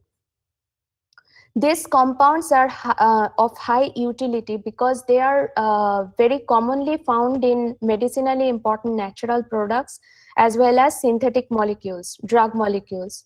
Here I have highlighted the structures, core structures, which can be accessed very easily from our newly developed methodology. Finally, before finishing off, I would like to talk about our institute's efforts and dedication towards the nation at this difficult time. We all know that we are going through a pandemic situation, and CSIR CDRI is constantly giving efforts to fight COVID-19. And I'm proud to say that my group also worked or contributed heavily in these efforts. From March end this year, when the whole country was in lockdown, CDRI selected 4 chemistry research groups to work on the synthesis of umifenovir, and our research group is one of them. Umifenovir is an antiviral drug. It has been in use in China and Russia for quite some time, but it was never used in India or marketed in India. So our job was to synthesize umifenovir in a very short period of time, optimize the synthesis. Not only that, within a very short period of time, we scaled up this synthesis to 30-gram scale We transferred the technology to a pharmaceutical company for bulk production. And now currently this molecule is under phase 3 clinical trial for on COVID patients. So we are hoping for a good news, and hopefully this compound will be marketed soon. We also worked on Centhaquin, which is a novel resuscitative agent. This compound is useful for managing terminally ill patient. This is also highly significant at this pandemic situation. So this is originally a product from CDRI, which was synthesized in 1970s. So we worked on the improved synthesis of Centhaquin, and this compound will also be marketed very soon. Currently, we are involved in the process development of galidesivir. This is a highly complicated synthesis, and galidesivir is also an antiviral drug, and it has shown potential for repurposing for COVID-19. I have a small group currently of 3 students. They are very hardworking students and managing several projects at the same time. Finally, I would like to talk about CDRI a little bit. This is the nice CDRI campus. We have a lot of campus activities, student activities, cultural programs in the annual events, and we have very nice research facility. This is a poster from CDRI where we have shown our achievements and our dedication to the nation. And these are the different multidisciplinary research areas that are going on. Currently, online application for PhD is going on in CDRI. I would like to encourage the motivated students to apply through this web link. Finally, I would like to thank ACRB Early Career Research Grant. This was really helpful for setting up my laboratory. I would also like to thank CSIR CDRI for all the research grant that I have received. I want to thank my team members for their really hard work and sincerity. Finally, I would also like to thank again the organizing committee of CRSI for giving me this opportunity to present here today. And thank you all for your kind attention. I'll be happy to answer any questions.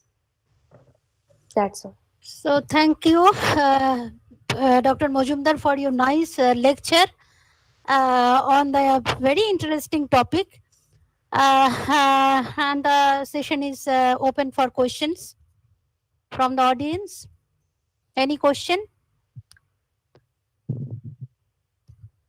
Dr. Majumdar? Yeah, nice talk. You spoke about antiviral agents, am I right? Yes. How these molecules work as an antiviral agents? Do you know that? I actually am not a biologist. I'm pretty much organic chemist. So I was actually involved in this projects for the synthesis of this molecule. So I'm actually not sure about their actual mechanism of action. Okay. Because when you talk about antiviral agents, then might be there are certain things that either it is stopping the viral replication step, or it is stopping the virus from coming inside, or it is restricting the viral enzymes so that the replications can be stopped. Am I right? Right. So what stage these molecules act, and what are the bond breaking and making, which makes them antiviral agents? Right. So that part I can answer a little bit, because for Umifenovir, I know that it stops the virus entering the cell. That part I know. I don't know too much detailed mechanism, but I know that Umifenovir stops the virus from entering into the cell. So it can also act as a, like, if we take Umifenovir, then probably there is less chance of getting COVID-19. No, COVID-19 you cannot take, because just Dr. Majumdar, recently I have come up with a Nano Today paper in COVID-19 as a corresponding author. So I just want to tell COVID-19 you cannot say in that way, because there are beta and alpha variety of enzymes. Because the conformation of COVID-19 is changing so quickly, in femtosecond, that you cannot predict them just by the help of this say organic molecules, that they can stop. And if it is even working for human coronavirus, it may not be working for COVID-19. That's why it is called pandemic. So whenever we say about antiviral agents, we should know which step and how it is going, because even if you restrict the molecules from coming inside, sometimes it happens that it is possible for certain virus, such say herpes or something like that. Although I am a biologist by learning from my students, but basically I am an organic chemist. So I'm just telling that because if you know that step, then it will be very good for you to go for designing the molecules. And my small suggestion to you that if you can make triazole based compounds via click chemistry, that can be one of the mode with surface functionalization to combat COVID. So if you can go back to the science paper in 2020, January, I think that can give you more insight about the mechanism of these compounds or the heterocycles, that how they go and work with the COVID-19 molecules. Thank you. Okay, thank you so much. Okay, thank you, Niranjana, for your nice lecture. And then we will ask for an hour also. And I wish you good luck for your coming future. Okay, Niranjana, please. Thank you. So, thank you again, Dr. Majumdar. Now, the next speaker is Professor Jyotirmoyi Das. Now it is my pleasant duty to introduce her to you. About her academic background, she did her master's at IIT Kharagpur, then her PhD, IIT Kanpur under Professor F.A. Khan, and then she did her postdoctoral research work with Humboldt Fellowship with Professor Reisig at Freie University Berlin, and then with Professor J. Cozy at ESPCI Paris, and finally with Marie Curie Fellowship at University of Cambridge, UK, with Professor S. Balasubramaniam. Then she came back to join in 2009 in the Department of Chemistry, IISER, Kolkata, from where she moved to Department of Chemistry, Organic Chemistry, ISCS, Kolkata. Now she is a professor in at ISCS. Now her field of her research interests are synthesis of natural products, self-assembly of nucleobases, and recognition of nucleic acids. So far, she has published 102 papers in esteemed international journals. Among the awards and honors in her credits, a few to be mentioned are Swarna Jayanti Fellowship in 2015 to 2016, CRSI Bronze Medal, and in 2020, she has been elected the Fellow of Royal Society of Chemistry, and also she has been conferred the prestigious Shanti Swarup Bhatnagar Award. She is the editorial board member of Chemical Communication, and with these few words, I would like to invite Professor Das to start her lecture. Professor Das. Yeah. A very good evening to everyone, and thank you for your kind introduction. Okay, today, one second, let me. So first of all, I would like to thank the organizers for the invitation.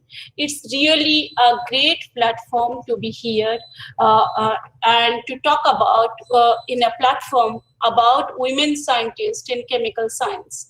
So first I'm going to talk about a bit about the tracing the premier women scientists in chemical sciences down the years, and then a bit about our group research activities. So here I'm not going to talk about much about the women scientists, but I would just like to pay a tribute to the women scientists who have been, played incredible roles in many crucial discoveries. So I would like to start my talk by paying a tribute to many incredible women scientists who have made crucial discoveries and inventions in the realm of science.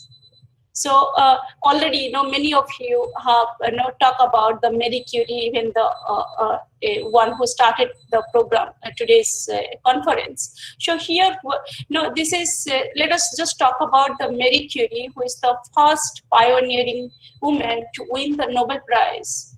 And she also won the Nobel Prize twice in physics and chemistry. And this has been a feat which is only accomplished by 3 others since then. And again, if you see the gap, that is 3 decades later, it is only her daughter, that is Dr. Irene Curie, won the Nobel Prize in 1935 for the synthesis of new radioactive elements. Then again, 3 decades later, Dr. Dorothy Crowfoot Hodgkin for protein crystallography. I'm just talking about chemistry. And then in the year 2009, if you look the long gap, about 45 years, it was Ada Yona who won the Nobel Prize in chemistry for the structure of ribosomes, which is also at the interface of chemistry and biology. And then you see the gap is now decreasing, the years are reduced. Now within a decade, it was Dr. Frances Arnold who won the Nobel Prize for the directed evolution of enzymes. So now you see this year has been, this year 2020 has been an exciting year for women in science, with Dr. Emmanuelle Charpentier and Dr. Jennifer A. Doudna for the discovery of a method for genome editing. Again, it's chemistry and biology interface. So this year, so that means now the gap is, although the number, if we see it is total 7 in numbers. So far, only 7 women laureates in chemistry. Though the number is not in favor, but the trend is getting better. And likewise, in our country, there are many. So I'm not here, putting all the names. I'm just using a few names, whom we have seen, and from the net and all, who have been made significant and remarkable achievements for the Indian chemical science. So here, in our country as well, many women scientists who have made remarkable contributions in the field of science, and they have also inspired others to cultivate their talents. So I would like to cite only a few examples of women scientists who have made significant contributions. Professor Osima Chatterjee was the first woman to receive the SSB Prize, and she is, pioneer, I would say, in Indian science to inspire any women to take up this challenge. And then Professor Darshan Ranganathan, who is, her contribution has been immensely beneficial. Professor Charusita Chakraborty also have made significant contributions in chemical science. And today, this morning, we have heard the first lecture of Professor Ila Ma'am.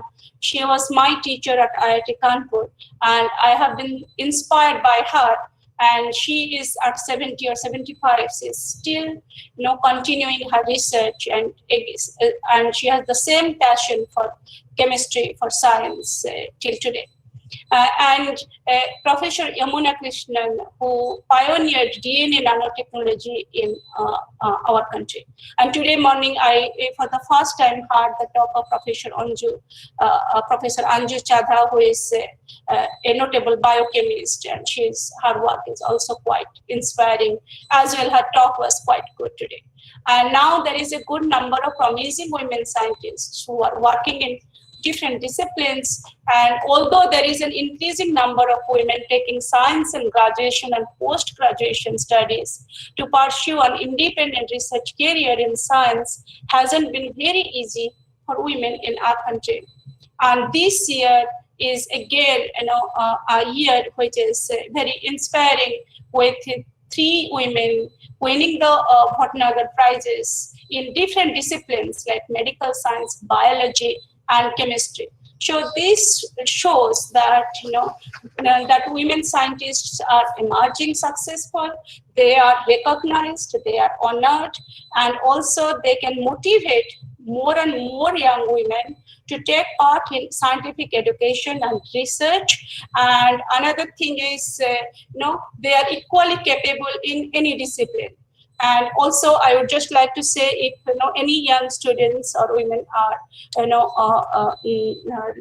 seeing or attending this program, that in order to be successful, one should have a passion for science. With this, I would like to go to our work at IACS.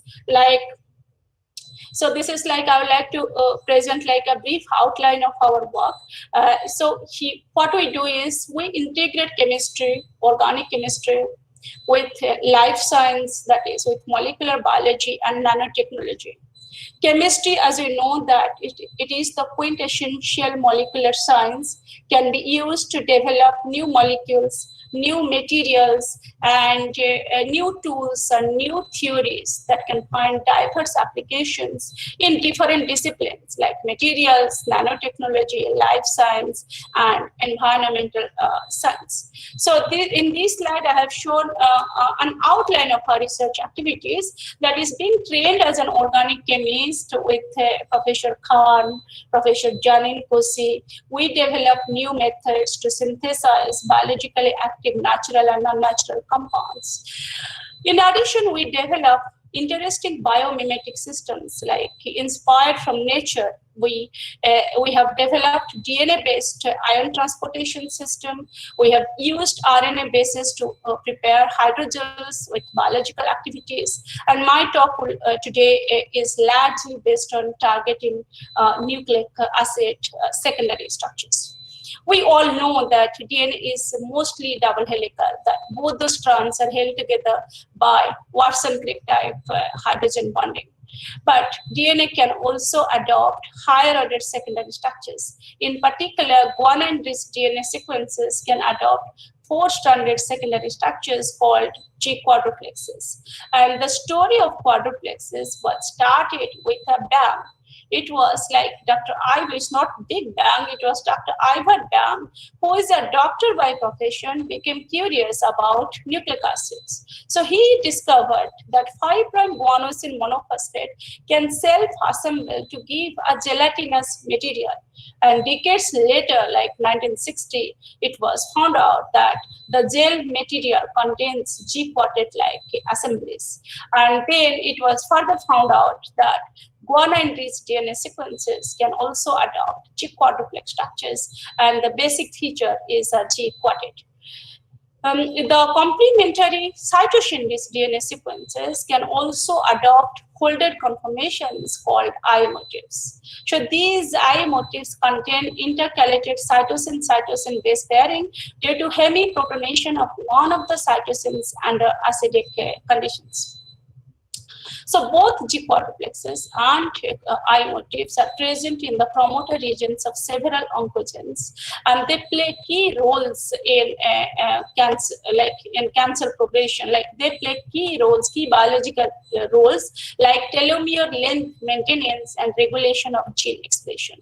It has been shown that small molecules that can bind and stabilize DNA quadruplexes can modulate gene expression in cancer cells. Therefore, small molecules that can bind and stabilize DNA quadruplex are considered as potential anti-cancer agents. So in our lab, we use rational design, simple synthetic methods to target biologically relevant DNA quadruplex structures. So in these cases, we synthesize a series of compounds and then screen them against quadruplex and duplex DNA to identify a selective lead for a quadruplex structure.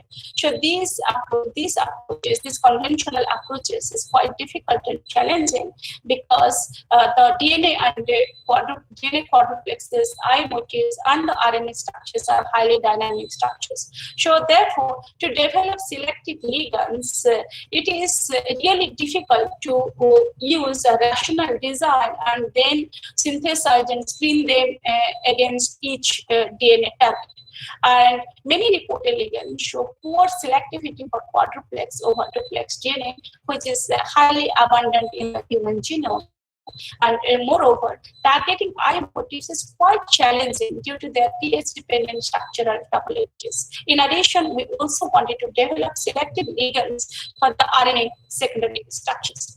So these are, in addition, there is problems in suitability of the compound drug-like compounds, like many compounds which are known, many ligands which are known that are not suitable for advanced clinical trial because of the lack of solubility, and they also lack membrane permeability. Most of the compounds have been synthesized by multisteps. We need to synthesize ligands that can be synthesized using simple methods for biological studies. And selectivity is a major issue. It is not only important to develop a ligand which is selective for G quadruplex over duplex DNA, but a ligand should show selectivity between different quadruplex structures or even between different DNA secondary structures. And another thing is cellular localization. The ligand should be designed in such a way that they should be trapped in the cellular system. Like we could trap them, we could see them where they localize, then only we can know really the target, which one is their target. And the final question is whether a G quadruplex ligand really alter the transcription. Like we wanted to get insights into the mechanism of regulation of gene expression. So to develop a specific ligands, then we decided to use DNA and RNA as the targets to synthesize their own ligands. So in these cases, what we have done is we have used target-directed combinatorial synthetic approaches. In general, there are two approaches. One is kinetically controlled in situ cycloaddition. In this approach, reactive fragments capable of binding the biological target can come into close proximity and then undergo an irreversible reaction to provide products that can selectively bind to the biological target. The other approach is thermodynamically controlled dynamic combinatorial chemistry. In this approach, simple fragments reversibly assemble together to form a dynamic combinatorial library of interconvertible products. In the presence of a target, the equilibrium of the system shifts towards those products that can strongly bind to the biological target. So both these approaches combine synthesis and screening of ligands. So we need to synthesize and again screen them as the biological target selects the fragments, either the fragments or the biological target selects either the products. So the ligands would be synthesized in situ, and so we can easily find out the selective lead for a biological target. So let us first talk about, to begin with, we have started with the in situ cycloaddition. As we know very well, the cycloaddition between an alkyne and azide gives both 1,4 and 1,5 triazole digioisomers under thermal condition. So under thermal conditions, we get both 1,4 and 1,5 triazole digioisomers as a very basic reaction. Everyone is making it nowadays, the triazoles. And we have used the simple reaction alkyne and azide cycloaddition in the presence of a target. And metal-based catalysts have been developed to obtain either 1,4 and 1,5 triazole digioisomers. So what we have done is we have taken a biological target, we have prepared a mixture of alkyne and azide fragments, the biological target, the binding sites of a biological target, selects two small organic fragments like alkynes and azides, then forces them to react with each other in a regioselective manner. We don't need any copper to get 1,4. We don't need any ruthenium to get 1,5. So the compound, whether 1,4 or 1,5, that if that binds to the biological target, then that product would form. So this chemistry was first developed by Sharpless, which is called as in situ chemistry. So we have prepared a mixture of alkyne and azide fragments, and then we have used DNA quadruplex. So here DNA quadruplex would select two small organic fragments, and since DNA quadruplex selects the fragments, the resulting product would selectively bind to the DNA quadruplex, and this is a metal-free process. However, in the conventional solution phase synthesis, we could not identify any compound. We could not isolate the compound as we have in the HPLC. When we analyze the products, we have got a mixture of compounds and with overlapping peaks, and DNA was also overlapped with those compounds. So in order to isolate and identify the lead compounds, we plan to immobilize thiolated DNA targets on gold-coated magnetic nanoparticles. So gold nanoparticles was used just for the isolation and of the ligands and also the DNA templates. And in this way, we could develop a new method of target-directed synthesis using nano platform and using even DNA and I-motif as the target for the first time. So here what we have done, we have taken thiolated DNA targets, we have taken DNA quadruplexes, we have taken their complementary I-motifs. The I-motifs, the quadruplexes are well-known targets. People have been targeting quadruplex, but the I-motifs, there are not many ligands known for I-motifs. And we have also taken control templates like duplex DNA and single-stranded DNA. And these nano templates were characterized by using circular dactylism, UV visible spectroscopy, and TAME imaging. So this is our synthetic approach. We have taken a mixture of alkyne and azide fragments and incubated with the DNA templates. Then we have given sufficient reaction time and then isolated the compounds, and then we have used an external magnet to isolate the DNA nanotemplate, and the resulting triazole, the remaining compounds which did not react or which it does not bind to the DNA template will be washed away. We just wash it, and we have separated only the newly formed triazole products along with the DNA templates. And then again, we have resuspended in buffer and heated to release the triazole products, which were characterized by HPLC and mass. Here it is important to mention that we could also isolate the DNA nanotemplates, which could be also reused several times.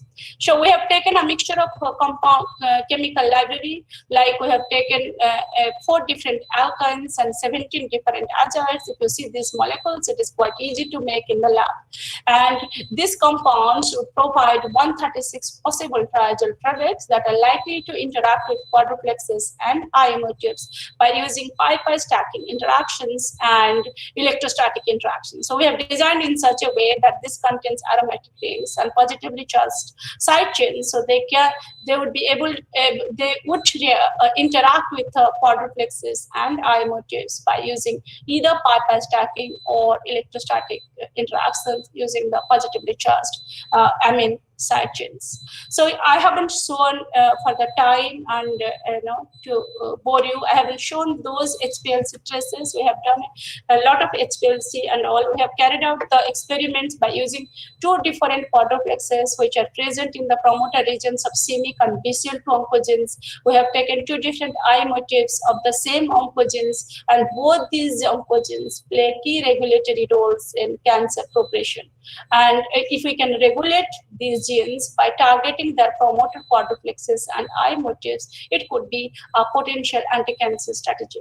So here, what we have identified is where we could identify a selective lead for each of the DNA targets, and these compounds, the compound which is formed by CMYC quadruplex is not obtained by CMYC I-motif or BCL2 I-motif or BCL2 quadruplex. So these compounds are only exclusively and selectively obtained by a particular target were taken as a selective lead for those DNA templates. So then we have used biophysical assays. So we haven't made 136 compounds and then screen. Rather, we have taken only 4 compounds and screened them for a DNA target. Since we were developing a method, we have screened, we have tried to see the binding affinity of these ligands for each of the 4 DNA quadruplexes and I motifs, but we don't need to do because these ligands are selective for that particular target.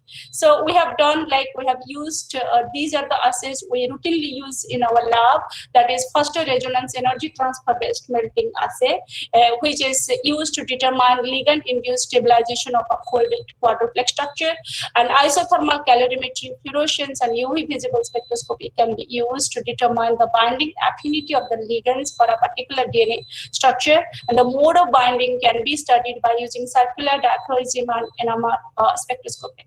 So these are the results here. I have just put the KD and deltium. KD, that is binding dissociation constant or binding affinity, you can say, was obtained by ITC, and this is the stabilization potential, that is deltium, obtained by plate melting assay. So these results show that I'm not going the details. The result is, the outcome is, these results are consistent with the results obtained by target-directed synthesis, that is a triazole lead selectively binds to a DNA target that promotes its formation. That is, for example, the ligand 3BE, or we can say, let us say that the ligand which is formed by semic quadruplex, that is only binds to the, only shows high stabilization for the semic quadruplex and shows weak stabilization for other quadruplexes. And similarly, the compound which was obtained by semic I motif, it shows a high deltium value for semic I motif, but not for other quadruplexes. So these results are consistent with the TDS method, that is target directed synthetic methods. That is, a lead compound selectively binds to a DNA target that promotes its formation, or that is formed, that is generated by the DNA target. Then we have evaluated these compounds in biological system. So these assays also we do in our lab. We have established these assays in our lab. Like we have taken 2 different cell lines and a normal, 2 different cancer cell lines and a normal cell line. That is, we have taken human cervical cancer cell line, which is a semic overexpressing cell line, and marmoset B95.5 cancer cell line, and a normal cell line. So what we found is most of these ligands are toxic to cancer cells and non-toxic to the normal cells, and one of the BCL2 I motif lead is non-toxic to all the cells. And then we have studied the localization of ligands, as our one of the point was that the ligand should be easily tracked that in the cellular system. The fluorescence microscopy images reveal that these ligands can be is cell membrane permeable and mostly localizes in the nuclei of live cells. And we have also carried out immunocytochemistry. So in this immunocytochemistry, we have used a BG4 antibody. This antibody binds to quadruplex and produces red dots. And so when we treat the cells, cancer cells, with the ligand, and then we see that the red dots are increased, like the more number of red dots were identified or produced. So which indicates that the ligand can bind the quadruplex and induce the formation of quadruplex, and it also co-localizes with the BG4. Since BG4 binds to the quadruplex, it indicates the ligand also binds to the quadruplex and also co-localizes with the BG4. That means it is in the cellular region. So this is, so the ligand, so that means the ligand not only is cell membrane permeable, it binds, and it has the ability that it can also induce the formation of quadruplex structures in the cellular system.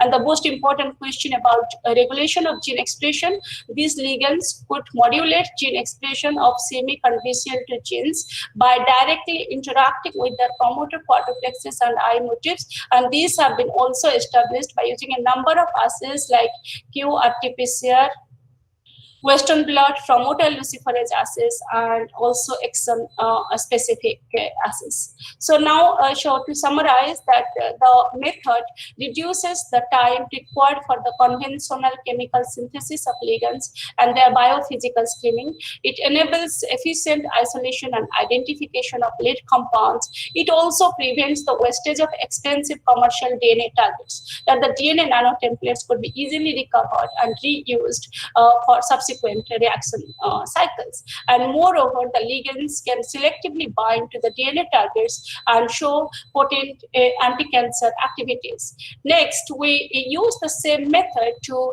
develop selective ligands for TAR RNA, which is found in the HIV-1 genome. So the TAR RNA, this is the sequence of the TAR RNA. It can adopt a stable hairpin structure, and it can interact with the TAT peptide and can promote viral replication.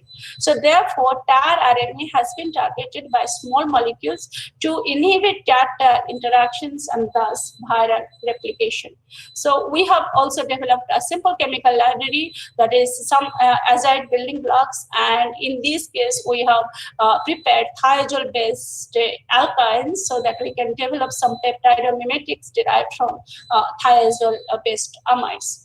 So this is, in this case, we haven't used any nano template because the RNA, it was not very stable on nano template. So we have used biotin TAR RNA, as we need a process to isolate the TAR RNA from the medium and can easily identify the ligands. And we used streptavidin based magnetic beads to isolate the TAR RNA. So the method is same. We have incubated biotin TAR RNA with alkyne and azide building blocks.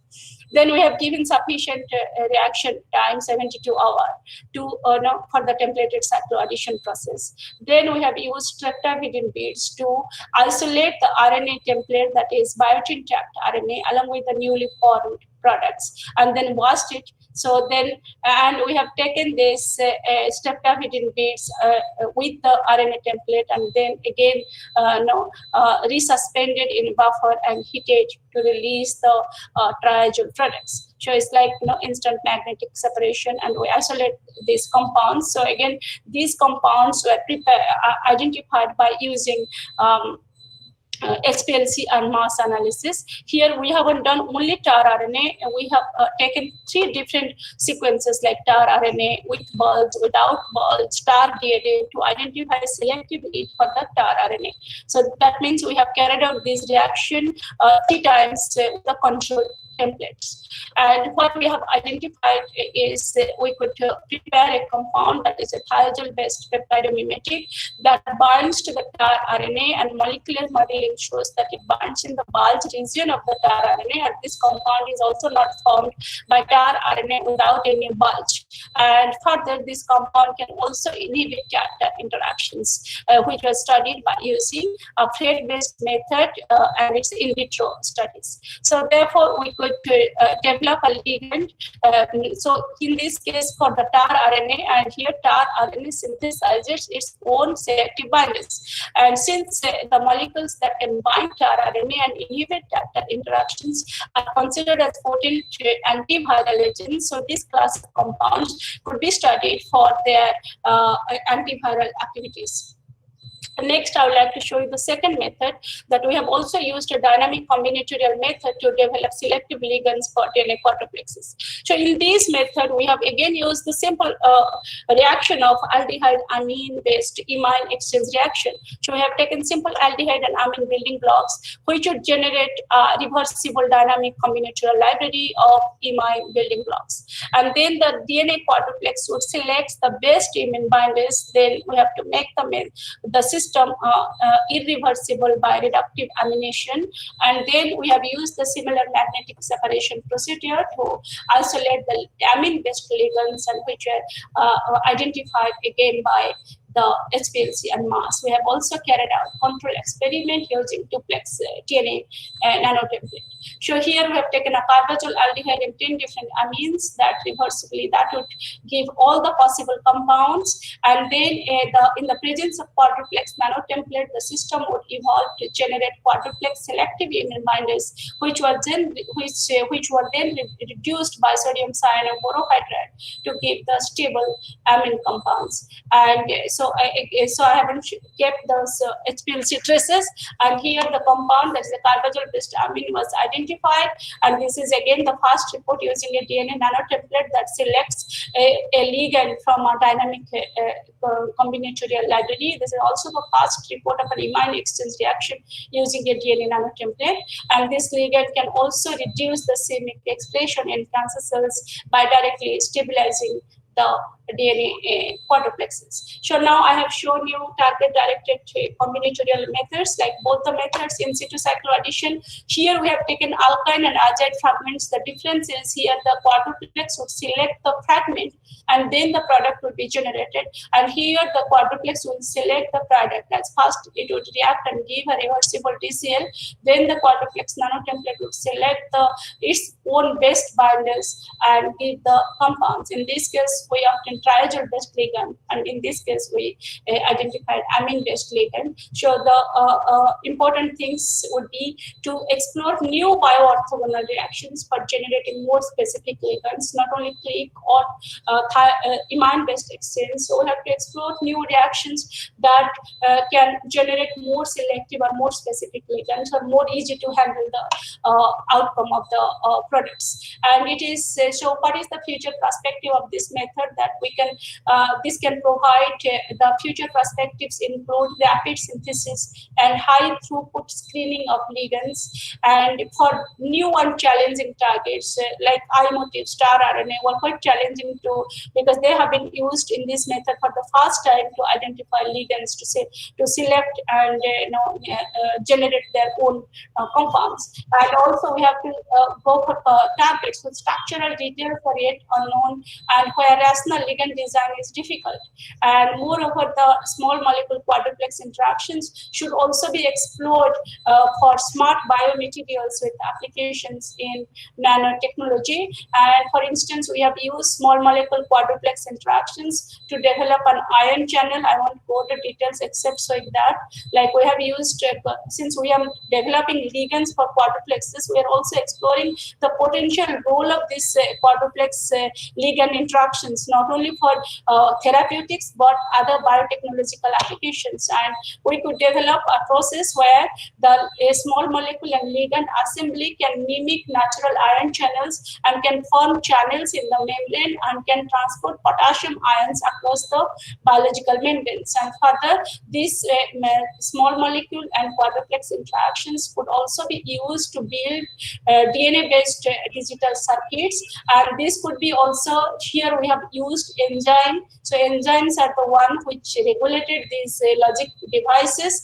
And by using small molecule quadruplex and different enzymes, we could program a system that could be useful for the identification of non-zero square numbers up to 20.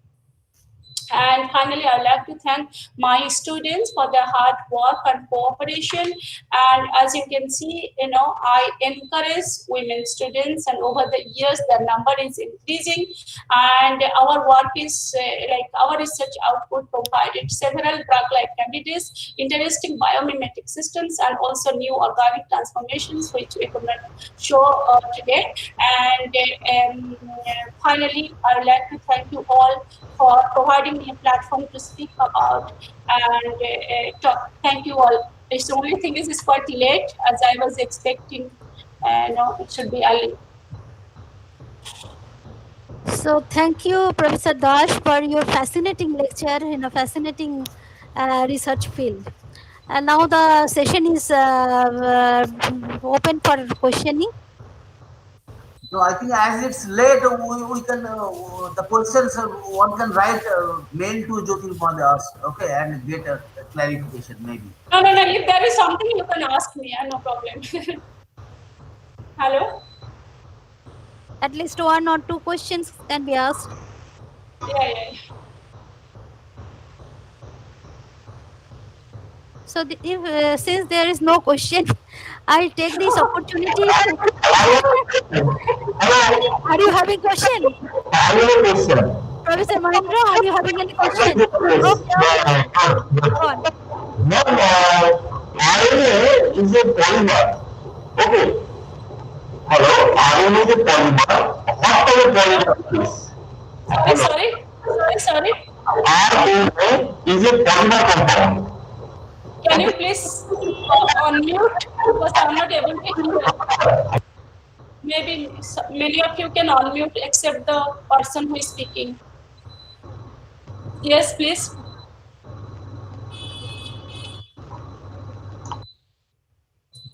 Yes, Professor please ask. Mahendra, please unmute. Yes. Professor Mahendra. Yes, ma'am, Jitinoi. Mahendra sir is asking about is RNA is what kind of polymer RNA is? That is his question. RNA? What kind of, that is his question. Oh, RNA like DNA, RNA has like the basic building blocks of the nucleic acids. DNA is deoxy and RNA is, ribonucleic acid.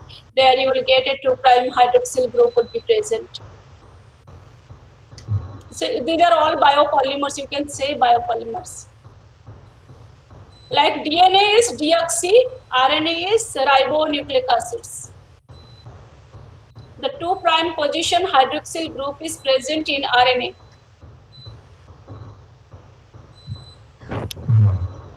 It is already quite late, so let us thank again Professor Das for his nice lecture. I take this opportunity to congratulate Professor Das for receiving the Shanti Swarup Bhatnagar Award, particularly as a woman scientist. Let's all congratulate Professor Jatinmohi Das for her outstanding contribution which was awarded the Bhatnagar. And personally, really thankful to you because you could able to make some time to afford us in this platform. Thank you so much. Sure. Thank you very much. Okay, bye. I thank again the organizers. Now it is over to the organizers. Thank you. Thank you, Vinali. So, Govinda, go ahead. Professor Reena Ghosh for sharing.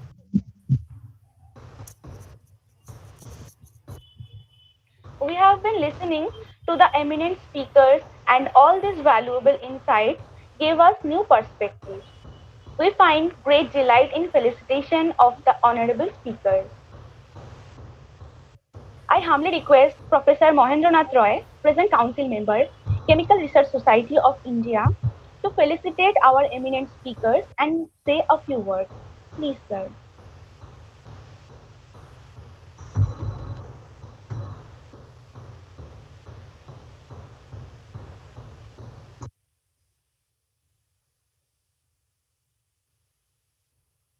Sir needs to unmute himself.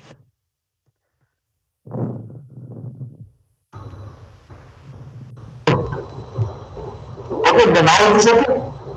Okay, Yeah. now. Yeah, we can hear you. Is it okay? Now is it? Yeah, we can hear you. I hope. একটু দূরে করে বলো, মানে একটু দূরে করে বলো, একটু পেছন থেকে বলো, মনে হচ্ছে। Thank you to the organizers of the department, HOD of this department, and our advisor for this program. As a council member, I am very happy that our department has chosen the CSI Mr. E as a seminar embodied in the title Women Scientists in Chemical Science. So I am very proud of this.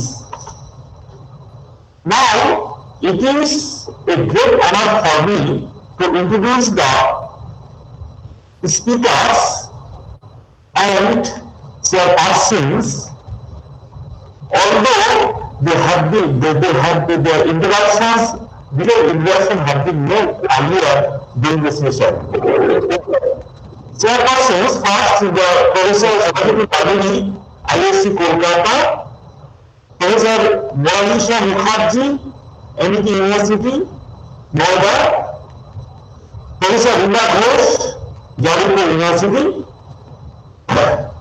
I am highly grateful to them for their chairing the session properly and nicely. Speakers: Professor Ira Bhandara, Research Senior Scientist, JCS, Bangalore, Dr. Momita Mujumdar, Department of Chemistry, IIT Pune, Professor Anju Chara, Department of Biology, IIT Madras, Chennai, Dr. Nilanjana Majumdar, Department of Medical and Process Chemistry, CDRI, Lucknow. I am thankful to them for their nice presentation and their nice topic during the sessions. Finally, I hope that our students, research staff and program members will be inspired and benefited by your valuable topics. And I request all the speakers and chairpersons to accommodate our students or interested student in their library, if you find them suitable. Thank you all again.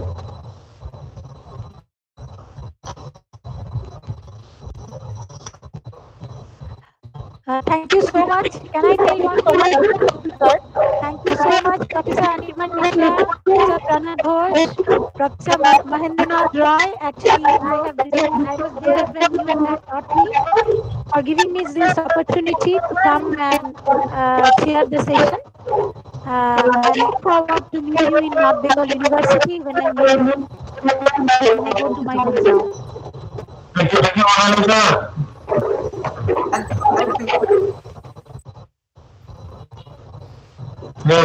Next. Thank you so much to all the eminent guests here. Now I would like to request Dr. Horishankar Das, convener of the seminar, Department of Chemistry, University of North Bengal, to deliver the vote of thanks. Please, sir. Hello, Honorable Vice Chancellor, Dr. Suvides Bhattacharya, Professor Anirban Mishra, Chairman, Head, Department of Chemistry, University of North Bengal, Professor Pranab Ghosh, Convener of CRSI North Bengal Locator, dear colleagues, dignitaries present here, eminent speaker, chairperson, and all the participants, a very good evening to the CRSI North Bengal local chapter and the Department of Chemistry, University of North Bengal. Firstly, I express my sincere thanks and gratitude to Honorable Vice Chancellor Sir for his participation and encouragement. I convey deepest sense of regards and heartiest thanks to respected Professor H. Ila from JNCSR Bangalore, Professor Anju Chadha from IIT Madras, Dr. Momita Majumdar from IISER Pune, Dr. Nilanjana Majumdar from CSIR CDRI Lucknow, and Professor Jyotirmoyi Das from IICS Kolkata for their valuable deliberation of wonderful lectures.